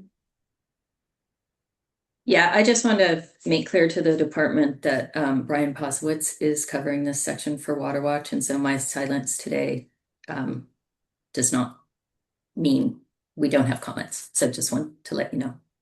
Thank you, Kimberly. I know we took a lot of, well, we made a lot of adjustments. I won't say we took necessarily the exact recommendation. So we appreciate Brian's engagement and providing us with some thoughts and feedback.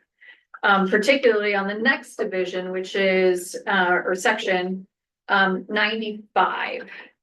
So 95, I think, is the section that we've heard quite a bit about. And we've made, if I can get there. So it is on page.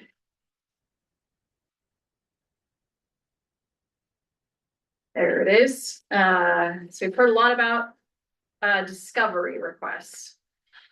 And so we made some adjustments, not all adjustments.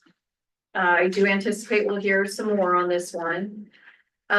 We did raise, we heard some concerns, we did raise the number of interrogatories from 5 to 10. On the what would the amount of discovery before it would get referred over to public records, we changed it from 25 hours to 30 hours.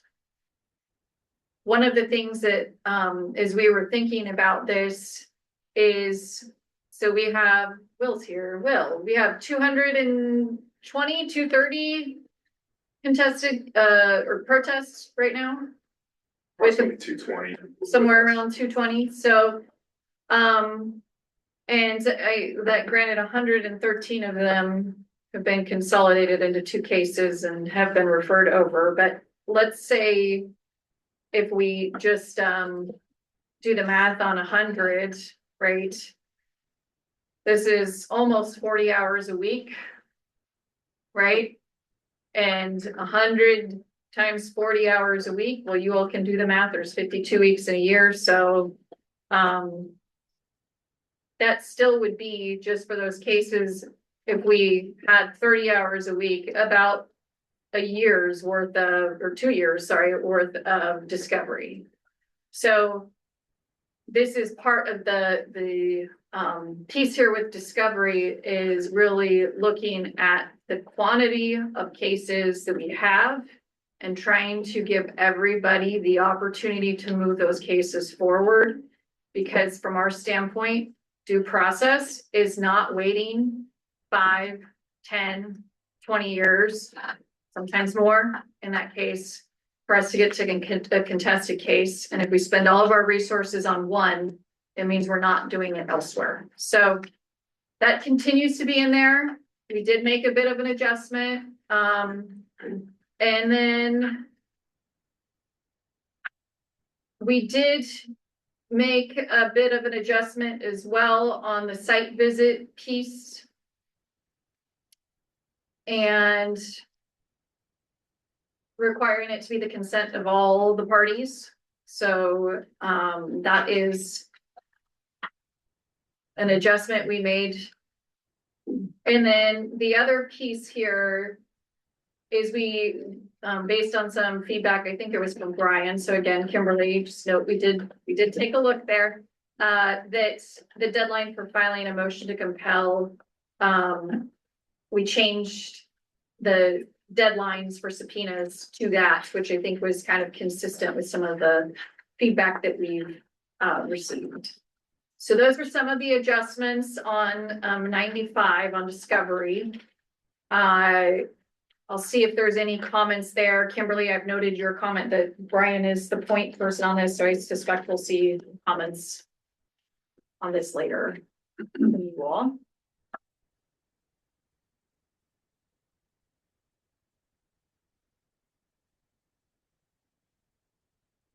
Like page 8 and 9 of the. You always know. when I'm Yeah, looking I for the see page. people flipping. Yeah, I see people flipping.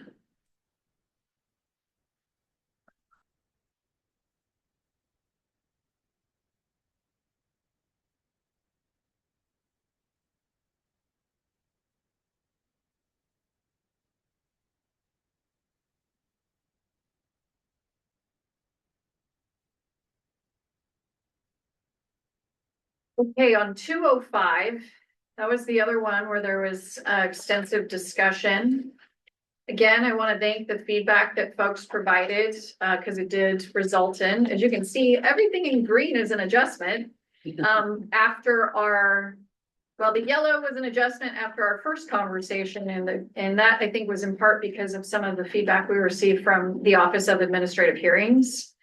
And then we shared that with you all and the subgroup of folks, which actually didn't turn out to be really much of a subgroup, by the way. It turned out, I think many of you attended. So we then made additional adjustments based on some of the feedback that we received during that meeting. So all of that you can see in green, the second revision.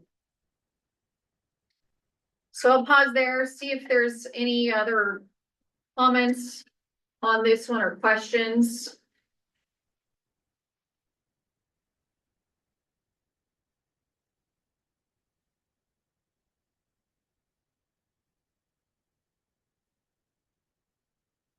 Okay. With that, I'd like to move us then into Division 17. Got a hand up from Kimberly. Kimberly? Yeah, unless I'm missing something, it looks like in 210, you're missing the second half of the sentence, just FYI.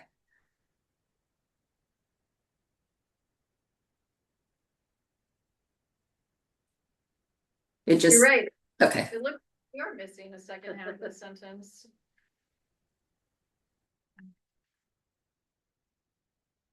Okay, thank you for catching that. We'll note that. So I can tell you what that is intended to say, which is over in the rule tracker. This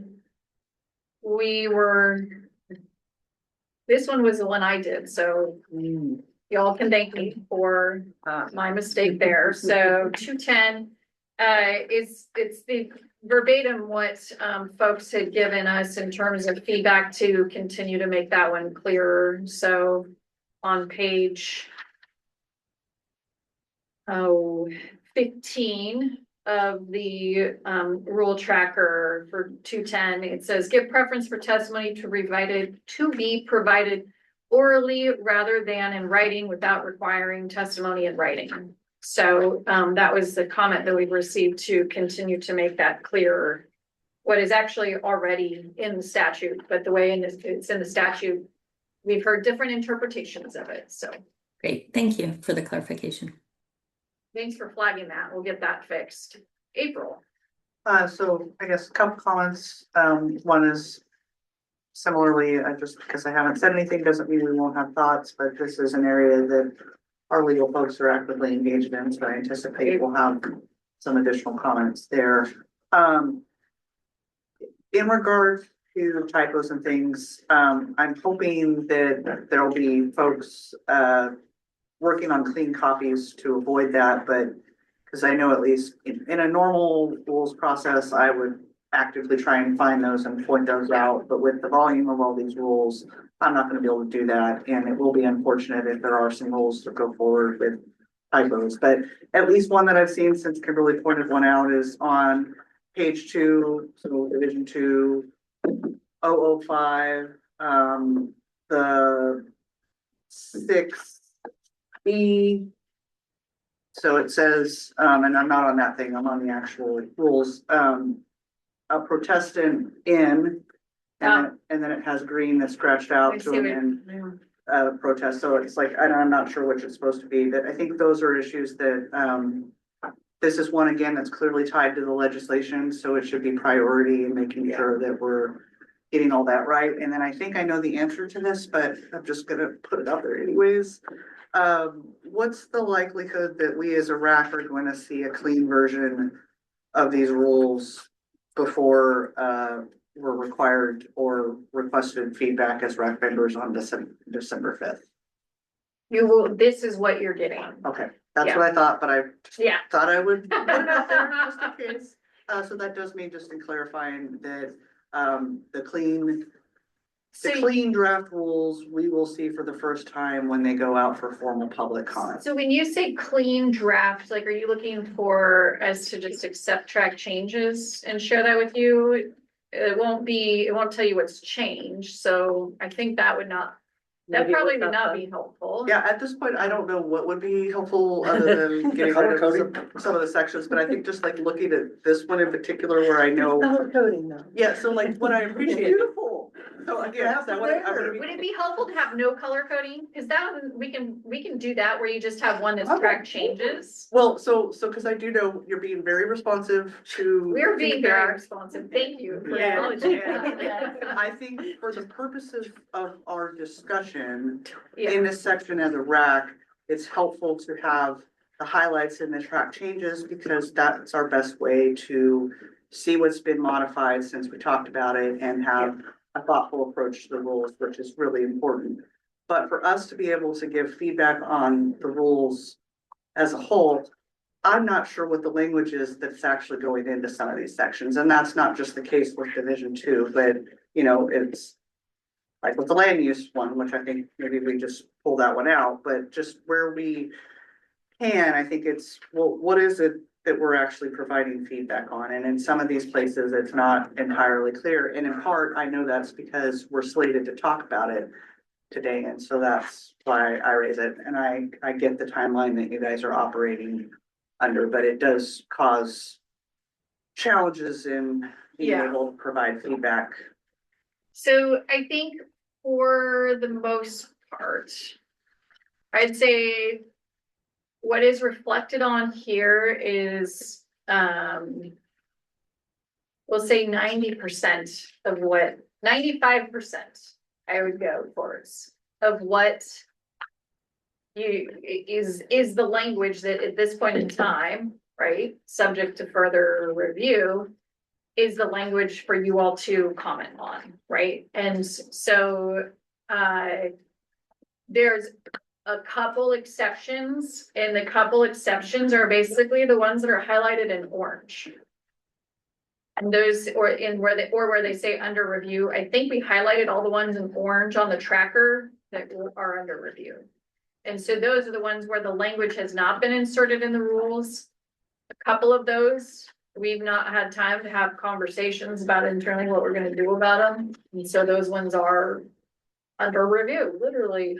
So, but so what you see on here, is the language to respond to. I know that probably the strikeouts, for example, on 205, given how many changes have been there, probably make it a lot harder to read. I recognize that, so. I appreciate that, and just, for my self-interest, for, as a nonprofit with limited resources, when we have people review legally, it's usually like making sure that, is this the draft I should be having them look at versus there being something that's cleaner, because when there's multiple. Yeah, changes, this is the draft you should have them look at, with the exception of land use. Is Katie committed to getting out the language for folks? I don't think we're gonna insert it in the rules, but I think we'll give you all just a one pager so you can see it on the land use. And then I guess just maybe, I don't see any other people's hands up, just maybe as a request, if it's feasible for the department, is as you guys are getting feedback from other agencies that have been referenced in these rules, if there's anything you get back from them that's gonna change the rules that are going out for formal public comment, any heads up you guys could give us on that, I think would be helpful for that. And then, also completely unrelated to anything I just said, I just noticed that Cassidy is here instead of Mindy. And, we should be appreciative of your cookies and bacon. She doesn't actually get paid for that too, so that means she's just doing it because she likes baking and seeing your happy faces here. Her eyes got real big when you said her name. She loves attention. Yeah. So, Laura, can you make a note? One of the things that the team doesn't know that we're gonna do, so you're welcome. Is, because I do think it's important, I wanna acknowledge, like, the reason we're doing these trackers is because we know it's a lot. And we want you all to be able to, and no, we don't have time to talk about every single little thing that, you know, is, but we wanted you to know what our response was, right? And what we did with it, and to be very clear about that. And quite honestly, having that in writing is actually easier to track than having us just tell you it in the meeting. Yeah. So, with that, what I think we intend to do is we'll have and don't hold me to this, but this is where in my mind I think we're going, which is that we will take fresh one of these trackers, because I'm sorry, I cannot look at 80 pages, right? So whatever new comes in plus whatever was unaddressed. And I'll note that I think we addressed 95% of the things, so it's not that many that would get carried over, but that would show the changes that we made. So another tracker of the changes that we made from this RAC draft that you all have seen to the public comment draft. And the idea there is to give you all just the ability to quickly see what did they do between December 5th and December 25th. And so that's the intent there. You're welcome, staff. They're all really happy about what I just said we're gonna do, but I think it's important for us to do. So, Carrie, I saw you had one up. Thank you. Just since you brought up, minor edits, I just thought I would add that I noticed it in Division 77, but cancellation is sometimes spelled with one L, which is less formal, not completely inaccurate, but I'm not used to seeing it that way, so it may be your policy to spell it that way, that's fine. I don't think it is. I don't think we were Okay. paying attention. Okay. It's a good catch. I love consistency. Okay, we'll make that. By the way, I do want to say I am impressed with some of the things you all did catch. Like some of you sent us like, change that you missed this comma, and I was like, I'm so impressed that you were. That's Leah. So, so okay, we're gonna move then to Division 17. Division 17. And I need to move things out of the way because I'm sure the rest of you in the room are probably also throwing things on the board. Let's see. Okay, so for Division 17, there were a couple issues that I wanted to revisit here. And the first one is sprinkled throughout, because there was a lot of discussion over preponderance of evidence, right? That's the evidentiary standard. And after much discussion, I don't think it is a best practice I know it's not a best practice, to put what is already law all over the place, because then it implies that it's not already law where you don't put it, right? So what we did is a result to address the preponderance of evidence concerns is that we added to the definition of cancellation, because the definition of cancellation means the action taken by the director, the commission, or the courts to abolish all or part of a permit or certificate of water rate. The action must be based on a preponderance of the evidence in accordance with ORS Chapter 183. ORS Chapter 183 is the APA, and cancellation is the action that we're taking. The final order of the department must be based on a preponderance of evidence. The ALJ's proposed final order must be based on a preponderance of the evidence. That is what goes through the hearings process. There were questions around affidavits. Do affidavits have to meet the standard of preponderance of evidence? No, they are one piece of evidence. They are not necessarily the body of evidence. The record needs to have a body of evidence that says, by a preponderance of evidence, this water rate should be canceled. So I did want to follow up on that in part because there was a lot of discussion and I looked back at our notes and I was like, I don't think we got that answer quite right in the last discussion. So I want to correct the record to make it very clear of where that is. And so I'll pause there to see. Staff, did I explain that correctly? Okay, so with that, I guess I'll ask if there's any comments or questions on preponderance of evidence, noting that comments on that issue came up in multiple rule divisions, which if you look at the facilitation agenda, I had listed them out if you need to look at it through the rule tracker. Jeff.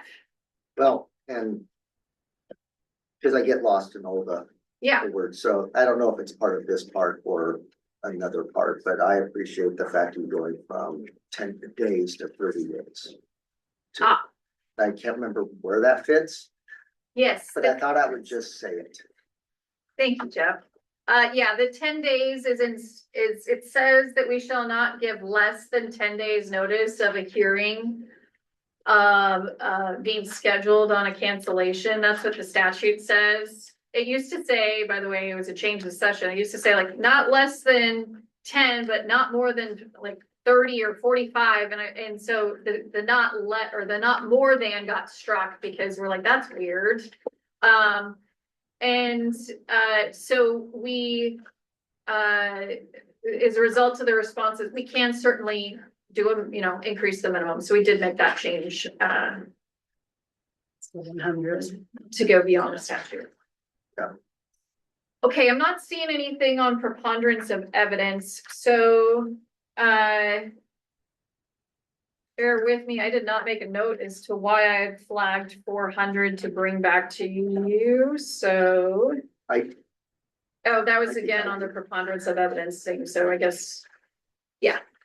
So this was something that we talked about internally at the nurseries. I mean, we know that there are additional tools coming on board, aerial and evapotranspiration. This is something I know that you are working on.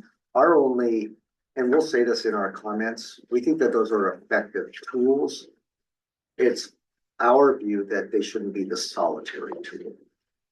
So that's our point, that it can be in conjunction with, but that might be a distinction without a difference, but I just want to make sure I stated that out loud. Yeah, we've had some conversations about that. And, I think it goes back to that point is that the preponderance of the evidence needs to show it, right? If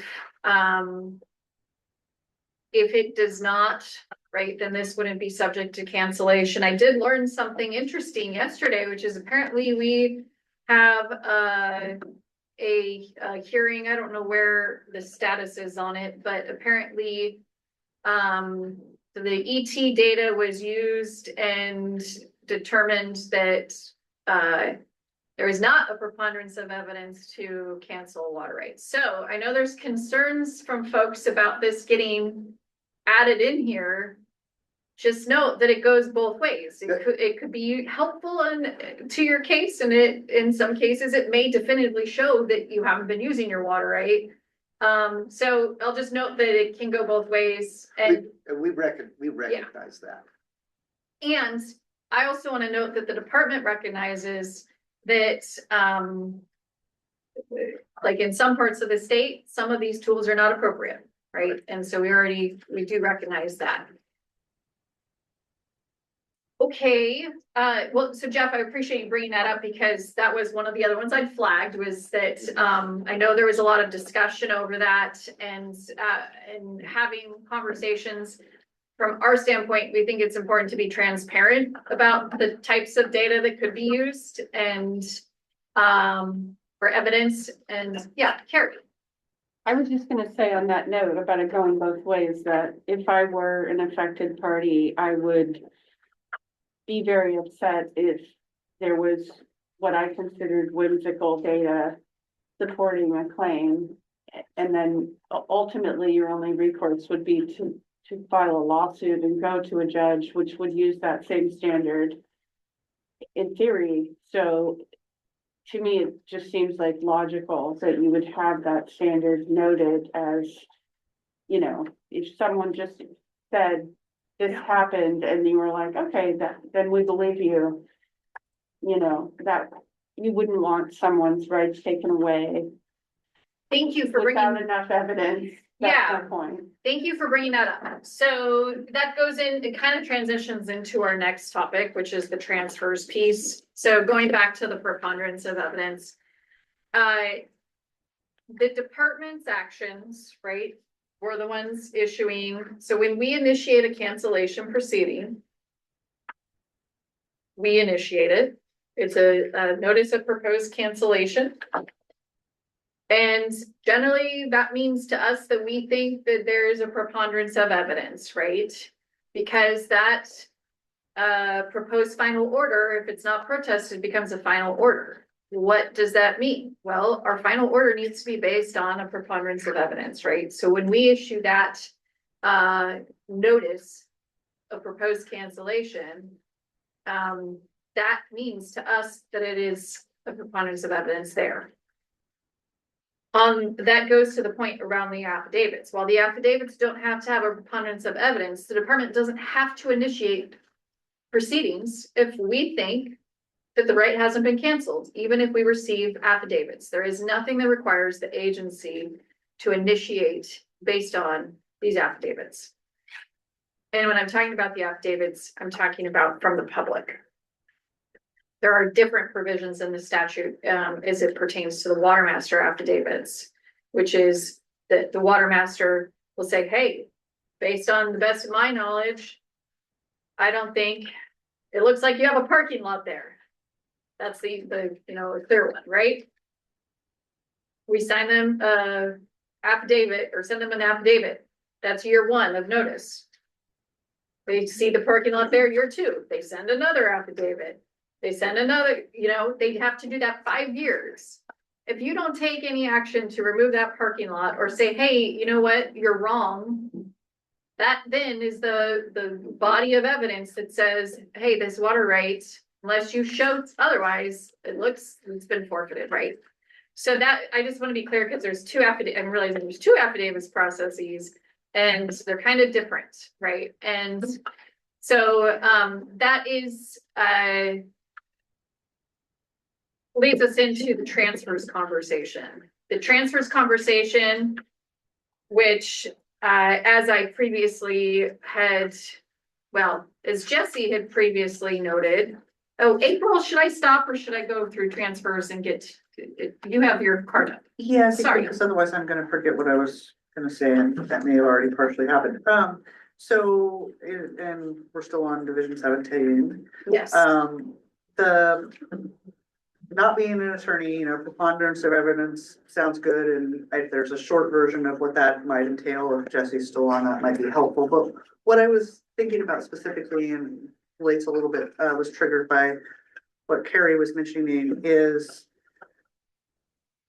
and thinking about OpenET and, or I should say evapotranspiration data, since that's the non-proprietary term there, is making sure, one of my questions is making sure that since the proposed changes, the department has to have a preponderance of evidence, and there's a list of things there, but it's also that the rebuttable presumption also references the preponderance of evidence. So is the same list of data and things the department uses going to be available to someone who is rebutting forfeiture? And I guess the other part of that, because I'm also looking at the changes that were in 800 for the grounds and manners. Instead, we're referencing statute instead of listing out all the ways that you can rebut. And I get in some sense why it's easier to do that. But I think especially in the topic of forfeiture, which is a super important one and core to our prior appropriation doctrine, I think it's really important to make sure that it's clear what we're changing and not changing, and that the same tools are available on both ends, recognizing how that goes. The statute from A through L. And so I'm not inclined to list off all the rebuttals from the statute. That's why we are pointing to it. And not to mention, it's one of the most outdated provisions, which means clearly we have not been able to keep up with that. And I think it is a disservice to people who have potentially have their water rights under one of these proceedings to have the wrong information in the rules. So that's why I want to keep it pointing to the statute, because that is always going to be the most up-to-date, accurate of all the rebuttals. And I see we've got Jesse. Yeah, we do have Jesse here. But I think just like if maybe there's a way to refer to in a similar manner, or what the preponderance of evidence is. Oh, okay. Yeah. And he may.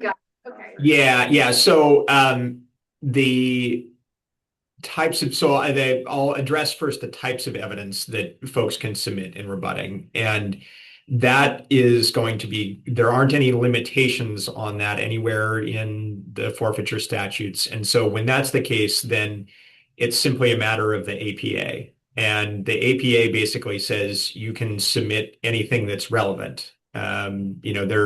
The hearing process is fairly relaxed in terms of the evidentiary standard.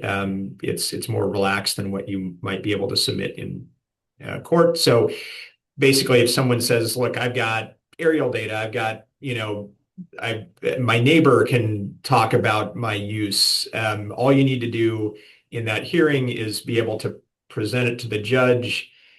A lot of times the other parties aren't going to challenge it, but if they do, what you're needing to do is convince the judge simply that this is relevant, that this is a piece of information that someone would rely on in the conduct of their serious affairs, I think is the phrase. So fairly general there. Preponderance of the evidence, what that means, it's just, because lawyers apparently like obscure terms, it means more likely than not. You've demonstrated that something is more likely than not going to be true.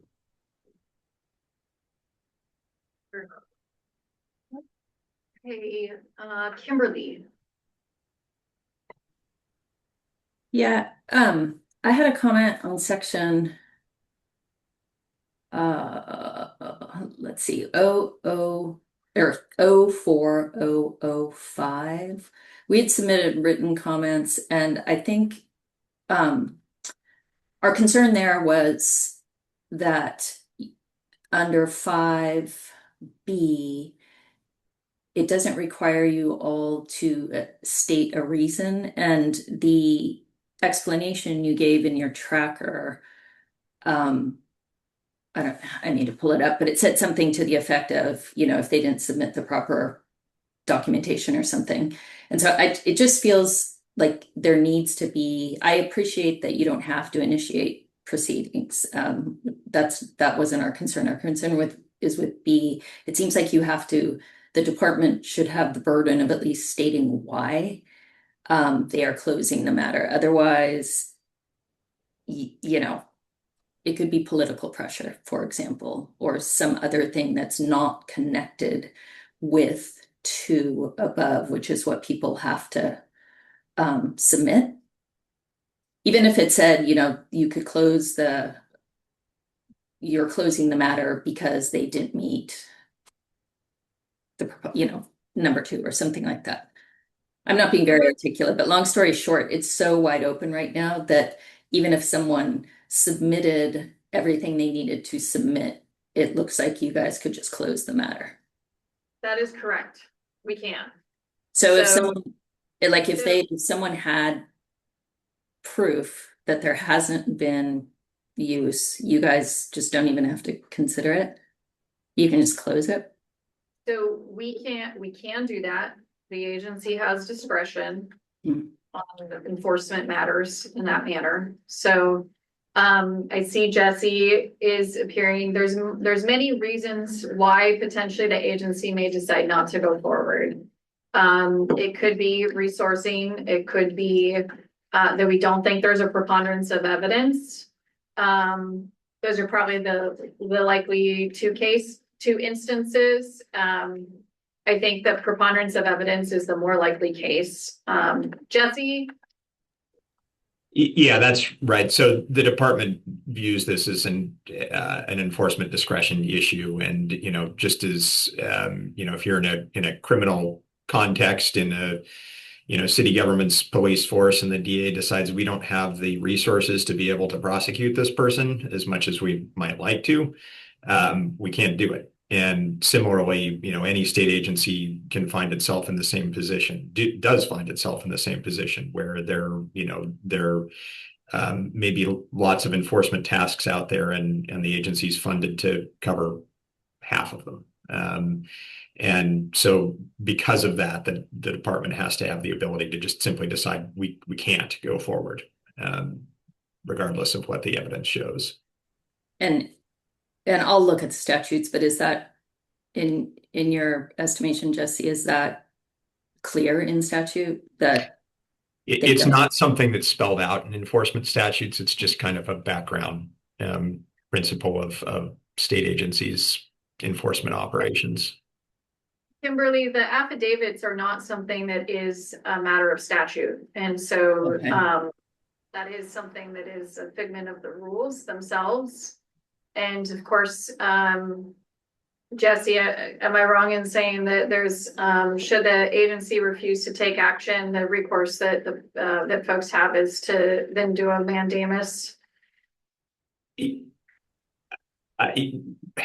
Potentially. I mean, I think the agency's position in a proceeding like that is just simply going to be, sorry, this is within the agency's discretion. The court can't order the agency to do anything about this.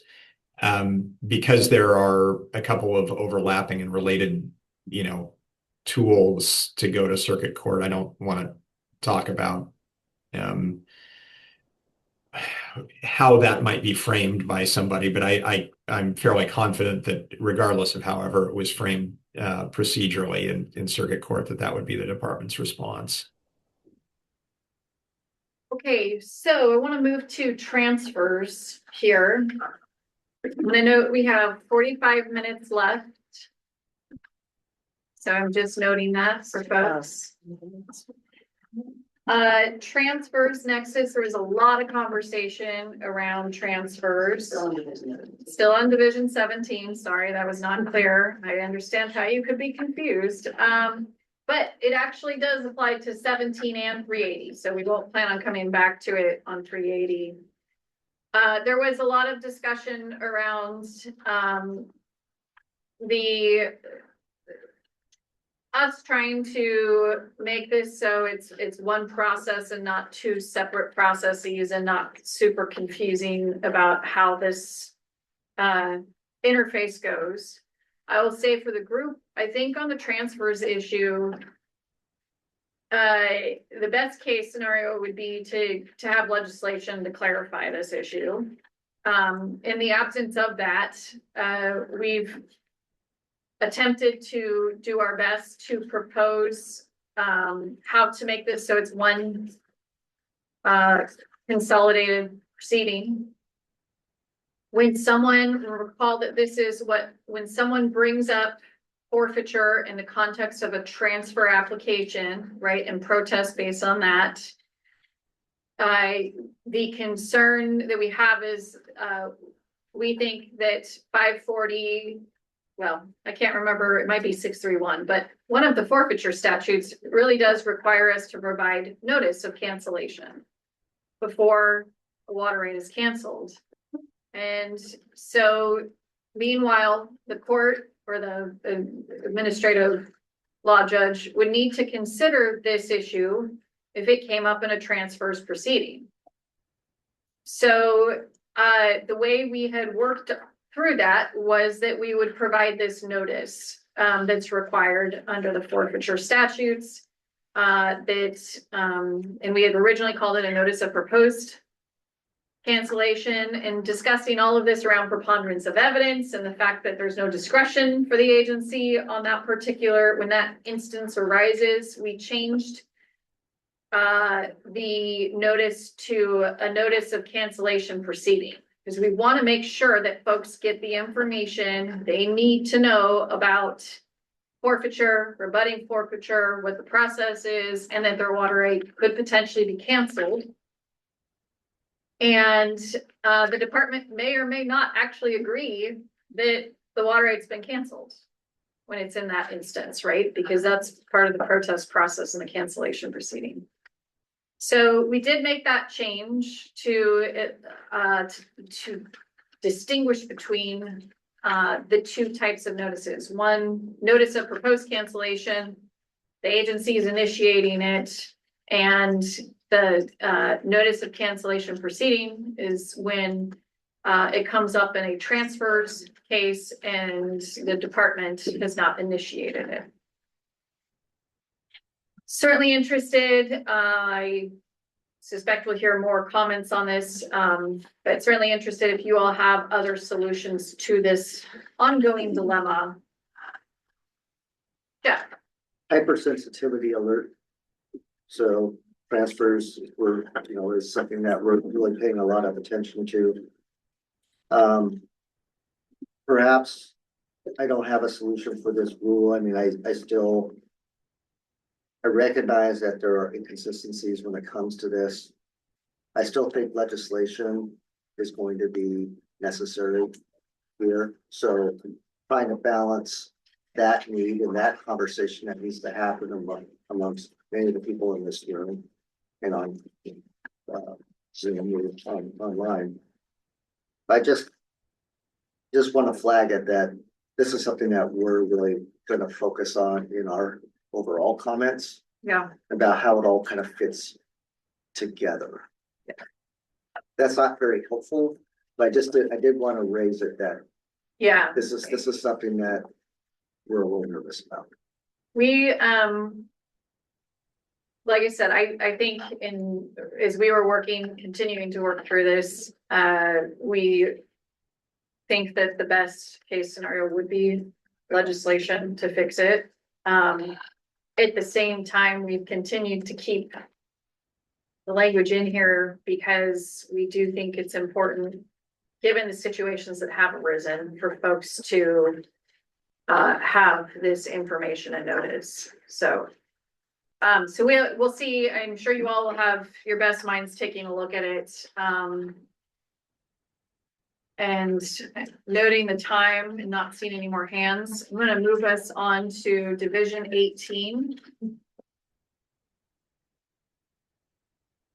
And since we've got 40 minutes left, on Division 18, I wanted to talk a little bit briefly about groundwater. And this also ties into some of the comments. Well, it doesn't necessarily tie into, but I want to address two rule divisions at once. So 18, we received a lot of comments on groundwater being allowed under the allocation of conserved water program. And then we also received quite a few comments around Division 77 and groundwater being an in-stream, being allowed to be an in-stream water right. And so on Division 18, we're going to be doing some more digging, but I think a lot of the concerns were, so the agency, as a reminder, is already allowing for this. But when we do it, we don't protect the conserved portion in the ground. We cancel that portion of the rate. So some folks had said we shouldn't be doing that because of the public should be receiving that water rate. It raises a lot of questions when we protect water in the ground. How do we protect that water in the ground, right? Because if it's protection from what? If it's protection from new allocations, well, they're not using the water anymore. So we'll look at, when we do it in new water rate, we're looking at whether or not water levels are declining. So how are we protecting this in the ground? Because that means water levels wouldn't be declining, right? Potentially. So that is part of the complexity here. I want to acknowledge that this topic is one of the complicated issues that I suspect many of you will say, this is not now. So we haven't had time to get through all of our research, but what I do want to note is that the reason that groundwater was included in the allocation of conserved water, but not in Division 77, is that the original statutes for the allocation of conserved water included groundwater rates. And then when you all remember that legislation, that's the gift that keeps giving, the water use subject to transfer issue came about. It changed those things to water use subject to transfer. So that's just some of the backstory there. We're going to keep digging on this issue. Can you say that again? Sorry. The original statutes for allocation of conserved water had groundwater rates included. So that's where that's coming. The agency, given our concerns about protection, right, of groundwater, we continue to maintain per Division 77 that it does not include groundwater. So, Jeff. So this, demonstrating my limited intellect, I went through this a lot with our folks. Yeah. And I just had a couple open questions, perhaps that you can help me get better acquainted with some of the changes here. So we'll see. It seems to me first that the conserved water side, the voluntary conserved water, whether or not surface or ground, is an effective tool. It's an effective tool. In my opinion, to conserve water. So I think it's the conserved water statute does allow water spreading, which can actually lead to increased consumptive use of water. Right. And so that's when we hear concerns over allocation of conserved water. That is something sometimes we hear about. Is that happening a lot? Who wants to? Who from the bench wants to answer that question? If it's happening a little, but if it's a boogeyman, it's a boogeyman. I don't think it's a boogeyman. I think we've always talked generically about conservation being a good thing. Yeah. Improvements in water use efficiency being a good thing.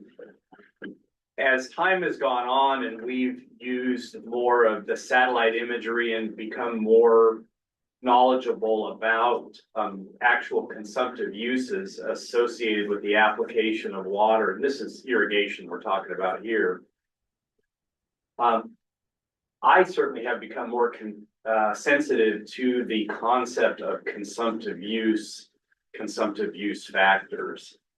And remember that built into our water availability model is assumed consumptive use factors for irrigation, for municipalities, industrial. They have different coefficients that are built into the water use availability.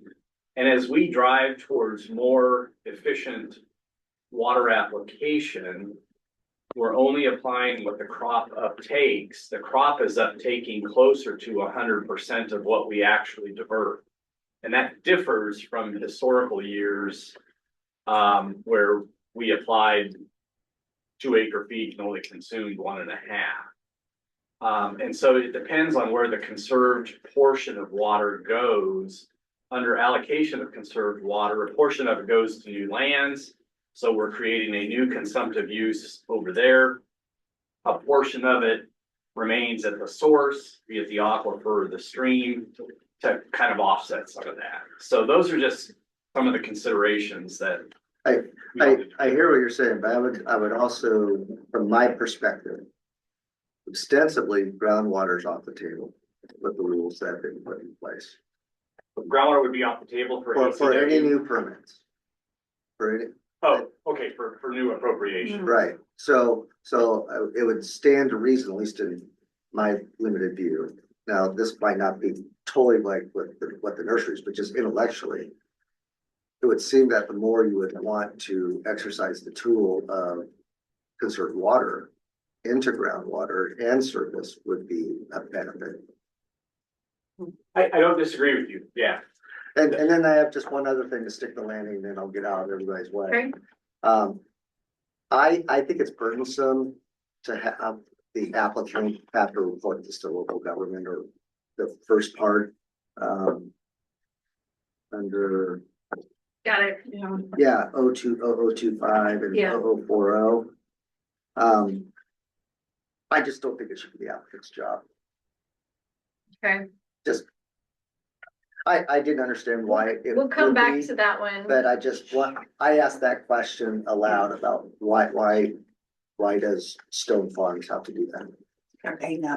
So you're supporting a pot for 45 new assistant water masters. But sir, you need to have a fully functional department that deals with critical core functions. All right, so we're gonna go to April, or sorry, I think James was first and then April. I think James should go first. Yeah, so James, then April.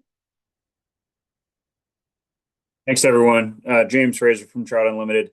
Raquel, thank you for revisiting this topic of using allocation of conserved water for groundwater. I remember we had a good discussion about that during, I think it was the third RAC meeting. And at the time I asked whether the department had, when the department had started using allocation of conserved water for groundwater, where that has been done and how much. I'm just wondering now if that information is available or if anyone can speak to it, because as a refresher, I said at the time that I wasn't aware that WRD was using this program for groundwater, since we did talk about how the state can't protect its portion of conserved water in the ground. So I'm still trying to learn more. James, I think it's been, sorry that we didn't get back to you on that. It's been in the last 5 to 8 years, somewhere in there. And I think it's been done a handful of times. Yeah, I want to say, up in north central Umatilla area, possibly, and then, Willamette, I think there was one. It's a handful. There's some generalities for you. Hopefully. Yeah, no, that's more information than I had, so I appreciate that. I mean, I would just reiterate to you's concern about applying this program to groundwater, but we don't need to rehash all of that now. Thank you. April and then Carrie. So are we talking about both 18 and 77? Just as it pertains to groundwater. Okay. Because we will get to 77 here soon. Okay, so in that vein, I agree that groundwater is not appropriate to put into the Division 77 because, as I previously indicated, there had been a lot of discussions with previous RACs on that, and that was not part of them. And it does seem like that would cause additional conversations that we don't necessarily have the time to do, being very specific that I am agnostic on whether or not that makes sense or not, so much as that we don't have the time.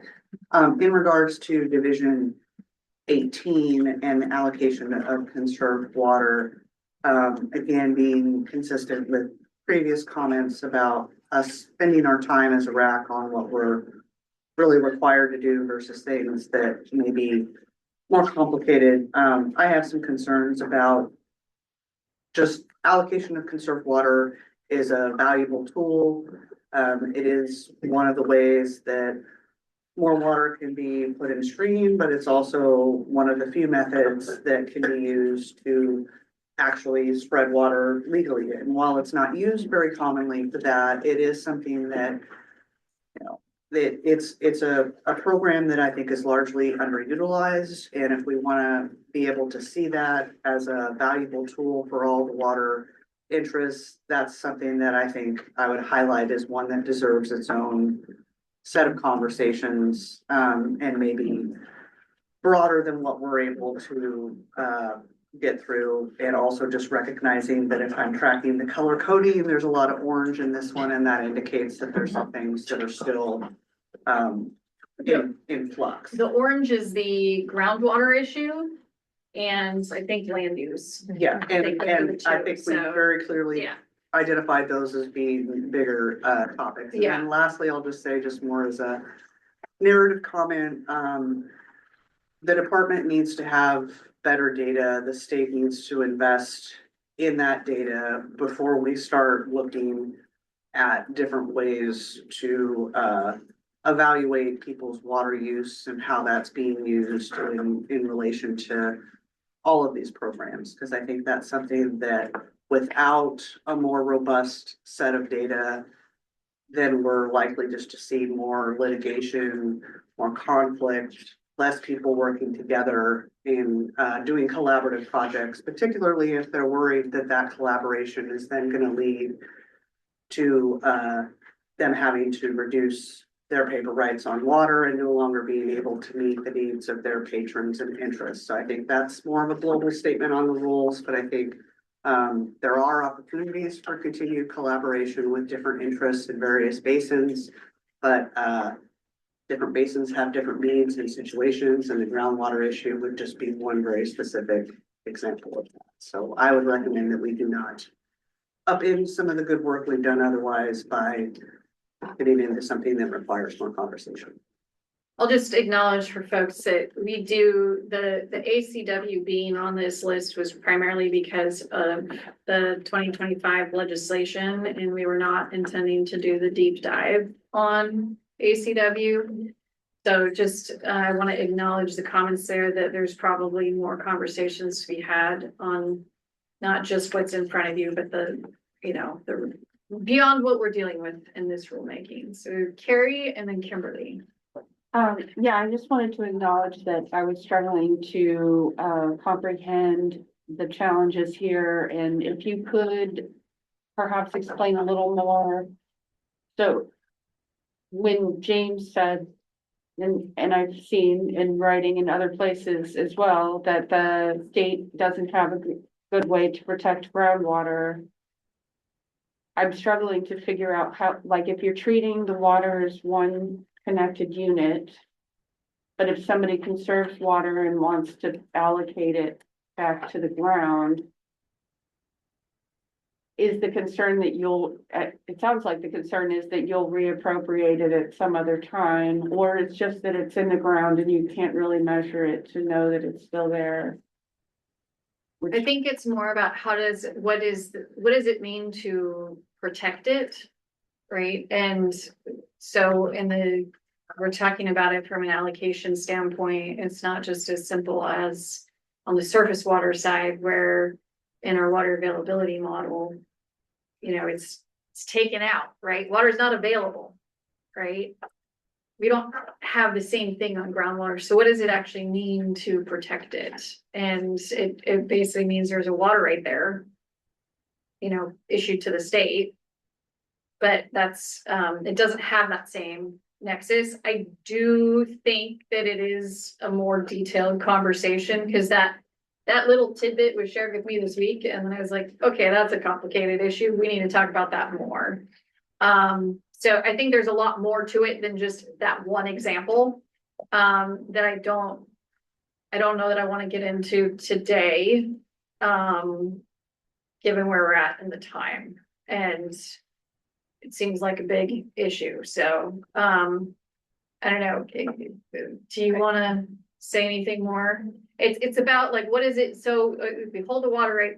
So what, right? What does it actually do is kind of the, at the end of the day. Yeah. I think also part of it is, so right now we would leave the groundwater in the aquifer for the next available user. If we were to try and protect that, then there's the added layer of, before someone can make a call of injury, they have to have a reasonably efficient well that fully penetrates the aquifer before it's considered injury. So you layer that on there and it gets really complicated about how we would go about protecting it. There might be some. We need to have more Yeah, conversations, yeah. is what it comes down to. Looking at the time, I want to go to Kimberly and then I want to move on. Greg, I see your hands up. I don't want to spend too much more time on groundwater and at ACW, just. Yeah, I just really quickly just wanted to say that to our prior conversation about updates that would bring things into alignment with existing statute and also the new statutes from last session. This addition of this living certificate is not something we've ever seen before, and we do have some concerns. We'll put those in writing, but I just wanted to flag it and agree it would be great to move on to 280 and 77. So Kimberly, I'm glad you brought up living certificates because we were going to talk about that on 77. Maybe that'll move us into more conversation. We'll get right back to that. Greg? Yeah, hi. I just wanted to real quickly point out, I guess, that any conserved water that's left in the aquifer or put back in the aquifer is going to be, kind of de facto protected anyway by the groundwater allocation rules. I mean, there won't be any more groundwater extracted from that aquifer when the department determines that there is none available, which is going to be most of the time now under the new allocation rules. So I just wanted to point that out. Thank you. That's what I was getting at. So I keep hearing conflicting. People want it protected in is a water right versus the canceled right. And we're like, what would we do with this protected right? Right? What does protection mean versus today? What we're saying is we're just canceling it, right? So shepherding the water down the stream with a instrument water. I guess I just think of protected as meaning like the stream. There's a minimum amount that you expect to be there. Somewhere in the description, it says if the groundwater starts to decline, then you determine that it's over allocated because you want it to be stable, right? Over some period of historical time, that's the accepted level of normal groundwater. So anyway, so I guess I'm just like, well, I thought we were agreeing that there was an amount that should be there, and if we start over extracting it, that's bad. So anyway, it's, yes, you don't have to keep, but it's just a very abstract concept for me to wrap my brain around, because what seems obvious apparently isn't obvious. So yeah. May I just make a brief comment that maybe will help with that, at least, because it's also something in my brain of like the terms protect. It can mean many things. And so I think just thinking about some of the comments that have been made and knowing that some of us have been on different work groups, RACs, whatever, and others haven't. There were groundwater rules that were passed last year. My brain is already fried. That some of us from a water user perspective feel are essentially a moratorium on any new groundwater rights. right, and I saw that. And those are designed, not my opinion, but designed to be more protective of the groundwater resources with kind of what you were saying.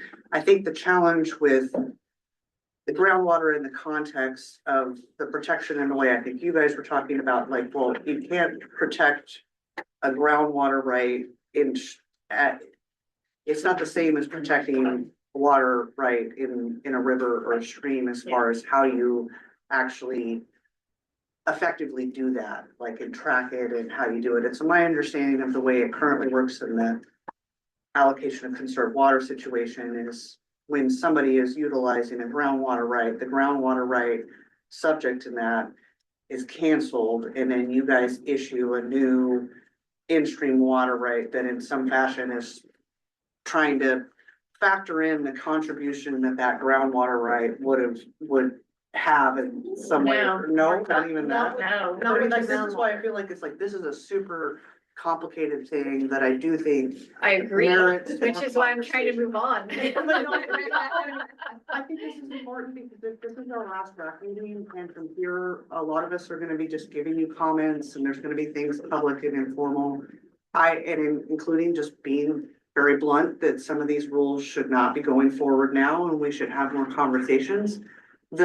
Because of the groundwater rules, and there's gonna be more pressure on groundwater, and I think it's really important that we as stakeholders at this table be prepared to engage in a conversation about how we can best use the water we have with that in mind, and encourage conservation where that's possible and all that kind of stuff. So it was more of a narrative comment, I suppose, but.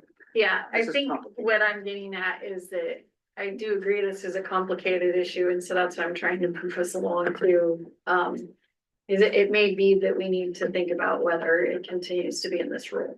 Granted, we are already doing it, so I will note that, but,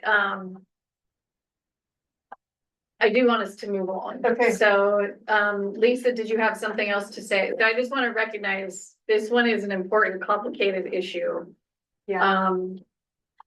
And we're gonna have to evaluate whether it continues to be on the plate, because I do think there's a lot of pieces to it, so. Yeah, and just to follow up, April, on the groundwater conserved water act, when we issue the order, on those, we cancel the existing water right and we issue a reduced rate remaining right, kind of. And so we get our, there's the applicant's portion, the state gets their portion, and then there's the reduced remaining right, that's a quasi remaining right. And then if they didn't involve the entire water right, then we'd have a true remaining right. And so the portion that goes to the state is just hanging out here, and it goes back in the aquifer. We don't issue any sort of protective order. That's helpful, and districts, those aren't commonly part Right. of district projects, Right, which is why I'm not familiar with it, but I think also underscores it's complicated. Yeah, exactly. Yeah. It's like, let's keep moving, it's complicated. And then for James, the awesome people in my group sent me, we've had 5 ACWs with groundwater so far. 3 in the Willamette, 1 up in Sherwood. Let's move along. 2 in Road. Okay. Yeah, 2 in Road, and not much water. I will move on now. Yeah, let's move on from Thanks. this topic. We've heard that it's complicated, and so I have many questions about what we do with that at this point in time, so.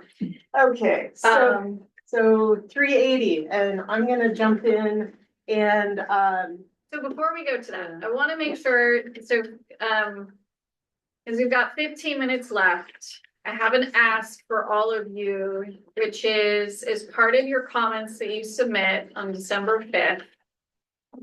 Because I'm gonna be honest with myself that you're all gonna wait until December 5th, let's be real here, and that's okay.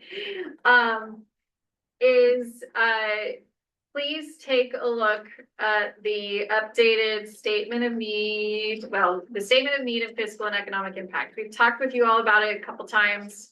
We've got some stuff in writing.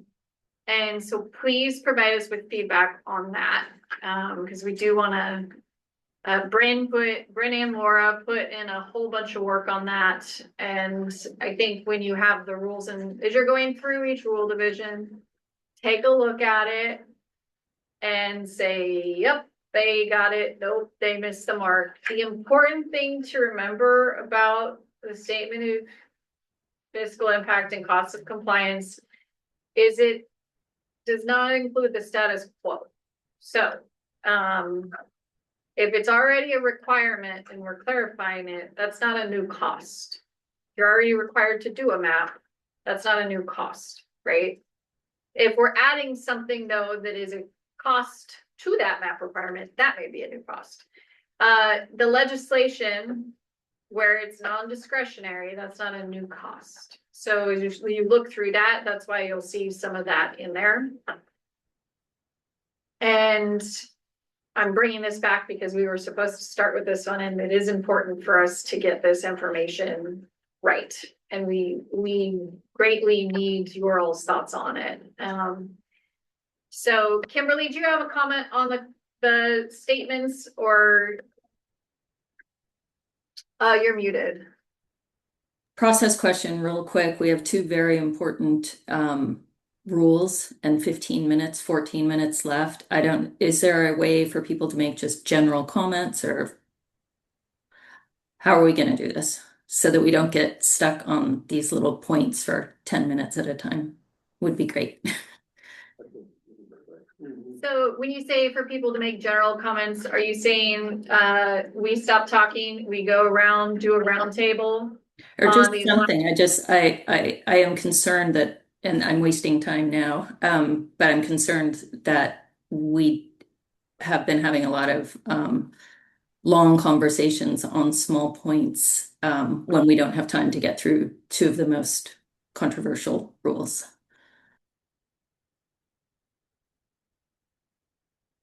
Yeah. Or you can just, I mean, yeah. I'll start because there's one that I have pulled out, just as my way to contribute to the Kimberly Priestley Preservation of Time Act. So 2125 sub B, that one is conditioning against potential future injury.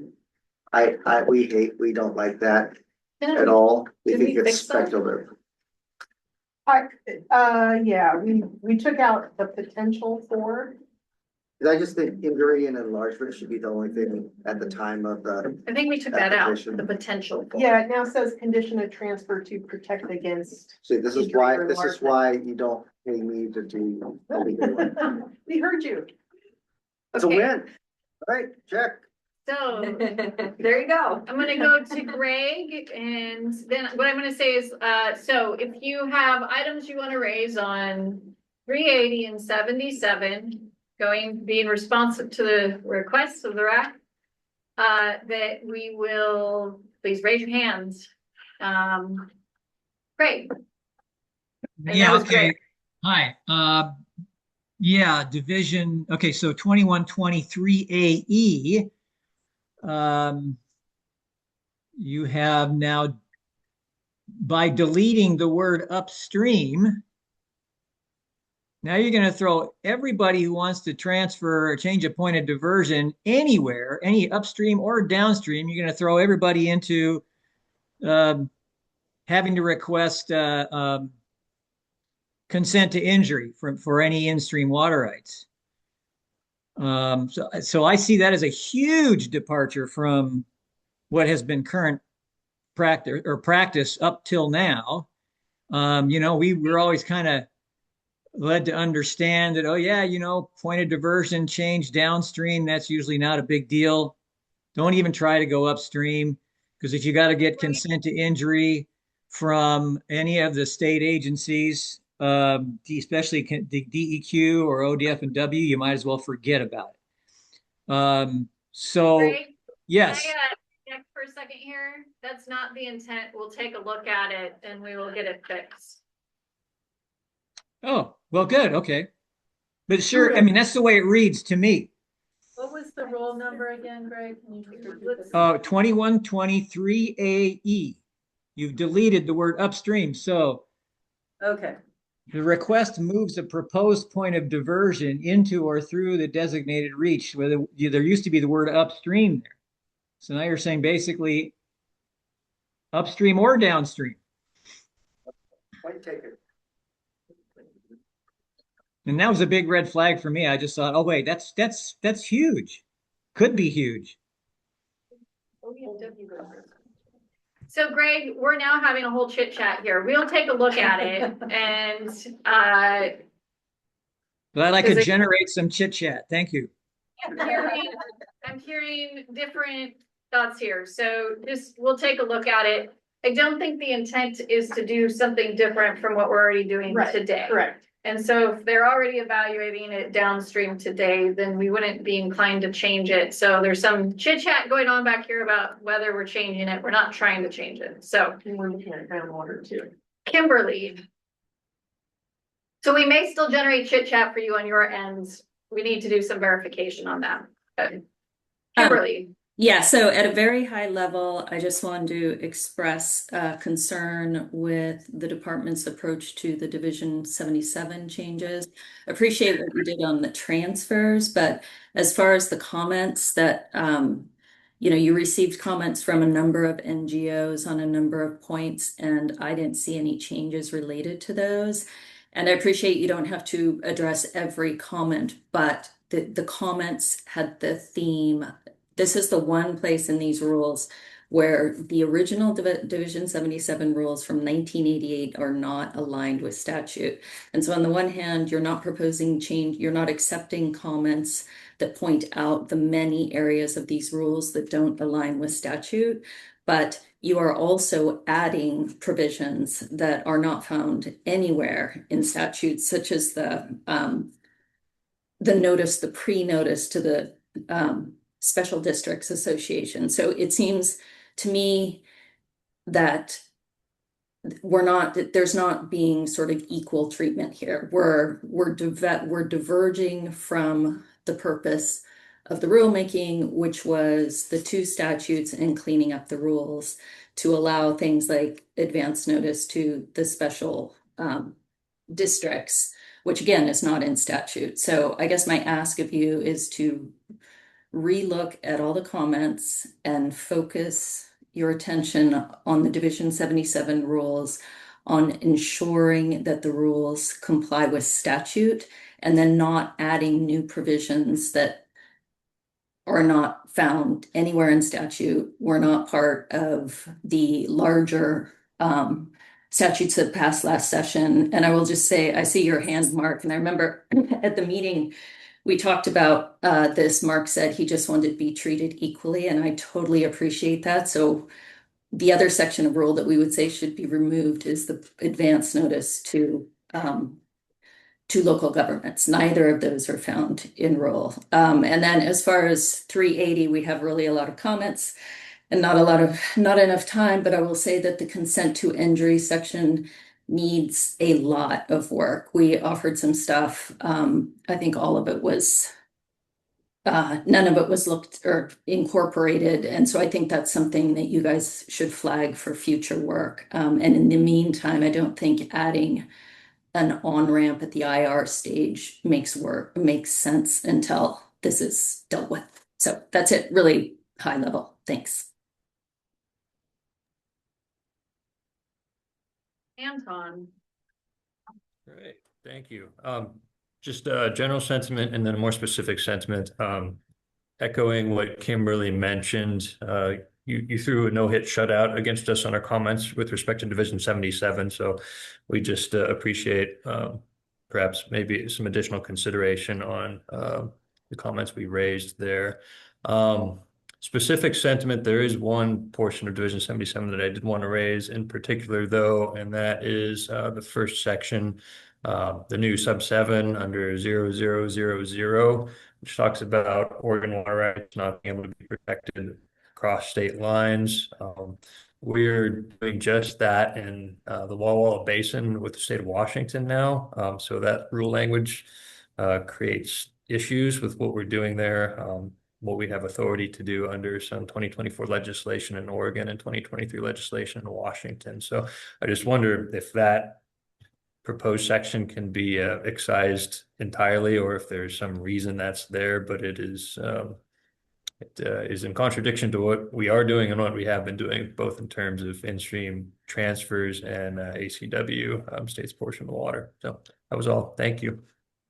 Anton, thank you for flagging that. We actually have a note that we need to follow up with you, and we need to follow up with Chris in your area. I don't think it's in conflict because we are not protecting the water in Washington. Washington is protecting the water in Washington. And so I think that I don't think it's in conflict, but we do have a note in there that we specifically said we'd be following up with you and with Chris to consult on this language. And so note that we will be touching base with you about that. The intent is not to cause issues in the Walla Walla Basin. Much appreciated. Thank you. I'll look forward to that follow-up. Thanks. It looks like some hands went down on the screen, so I'm gonna go to one of you two. Oh, so to April. Okay, sorry. I appreciate your response there to Anton, and I initially had some concerns about that language there related to state borders, in regards to not only Walla Walla, but also thinking about Klamath, where that water does originate in Oregon, but goes over the border and different things related to the refuge and things like that. Since this is new rule language, it may be something where I understand the gist, but maybe referencing, interstate compacts or different things along those lines. But I also had my card up because I think I've tried to be very consistent in my comments, and I encourage others to be so, especially when we're providing our final written feedback, that if things are not directly tied to the legislation that needs to be done, and they have significant controversy or need for additional discussion, then it's not appropriate to be included in these rules. And I do find it ironic when some parts seem cool and other parts are not, but I was hopeful that Division 77, because of the level of discussion that we had in the two preceding RACs that several of us were on, that could be something that would be the exception to that comment. But I also think, just because I was only able to participate in part of that meeting and Ken from our office did the rest of that, is if there are issues here that were not discussed as part of the previous RAC, and there is controversy or significant differences of opinion that you guys will see as part of the December 5th deadline, then I would strongly urge the department to reconsider whether those parts go in or not, and then maybe that gets flagged as additional conversations. And again, I do think that there are opportunities for streamlining processes where we can find agreement there. And I know we've not approached this as a consensus type RAC process, but I do think it's important to have general agreement before we move forward. And I do recognize that I am one of many stakeholders who haven't given you feedback as we went along, and you will get those as part of the December 5th thing. But again, I think it's best if there's significant disagreement that it just doesn't go through as part of this review and not tied to the legislation. We will evaluate that. I will continue to reiterate, for example, in our opinion, the forfeiture provisions that only have A through E, for example, versus the A through L in the statute. We want to fix that. So I'll just note that, again, this isn't just the legislation. I do hear you though, all on the items that are particularly complicated, or particularly, disagreed on. How's that? That said, oh, Ivan left, so I won't put him back in the spotlight again. So, Kimberly. Just really quick on the irony point, I want to point out that I think Water Watch has been consistent since day one, and the department has been consistent since day one, that it is the scope of this rulemaking is the two bills from last session and cleaning up the rules so that they are consistent with underlying statutes. So my point was that the Division 77 rules are not in alignment with this existing statute, which makes the Water Resources Department vulnerable. Is why we are pushing for that. So we are not pushing for new language, just to clarify. We're just pushing that these be consistent with existing law. So I'll just leave it at that. Thank you, Kimberly. I want to note that I know there's been a couple instances where folks have flagged that, and we have said we're not addressing that right now because we don't have time to fully evaluate it. And so I do want to, when there's new issues that are raised, we still may not have capacity to address it. We'll take a look at it. But if it's gonna take a week for us to figure out what we think the solution is, we're probably not gonna have time to take on any new issues like that. So just noting why you still may see in some cases, if we can't get to a decision on it quickly, we might not be able to include it this go round. Okay. I want to with all folks that we're not gonna get to address every single issue that's a problem. I wish we could, but on these rules. And so I do appreciate folks flagging these issues. When we do get them, we are noting that the issue's been raised and adding to our long list of ever-growing rules that need to occur for us to evaluate in the future. So with that, I want to see if there's anybody else. It's noon. I see some folks are ready to go. So I want to see if there's anybody else from the RAC that wants to comment. And I'll also simultaneously open for public comment at the same time in the event there's anybody there that wants to provide public comment. I do look forward to reading everybody's feedback. And Ryan. Yeah, I'll kick us off. Thank you for the opportunity to just kind of give some wrap up comments. And also I want to extend my appreciation to OWLD staff for the heavy lift. You know, this is a lot, and all of the participants. Throughout this process, I've been looking at this through the lens of kind of a without having the luxury of being a single issue stakeholder.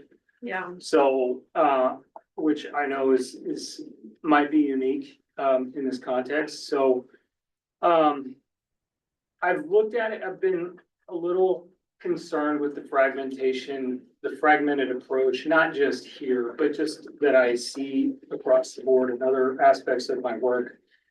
And it's pretty consistent, I think. And so seeing something like this where I think the cumulative effect of a no big deal decision with a no big deal decision with a no big deal decision, and you start stacking those up and it pretty soon becomes a pretty big deal. And so I would exhort folks who are participating in this process to keep that in mind as you're going through this, because you know, yeah, it's water, but there's also a whole bunch of other things that are being considered by the user community that go way beyond water, and they don't have the luxury of confining their thoughts to just water. So that's all I would say, and I appreciate the opportunity. So thank you. Appreciate you for noting that. I know there's a lot going on, so.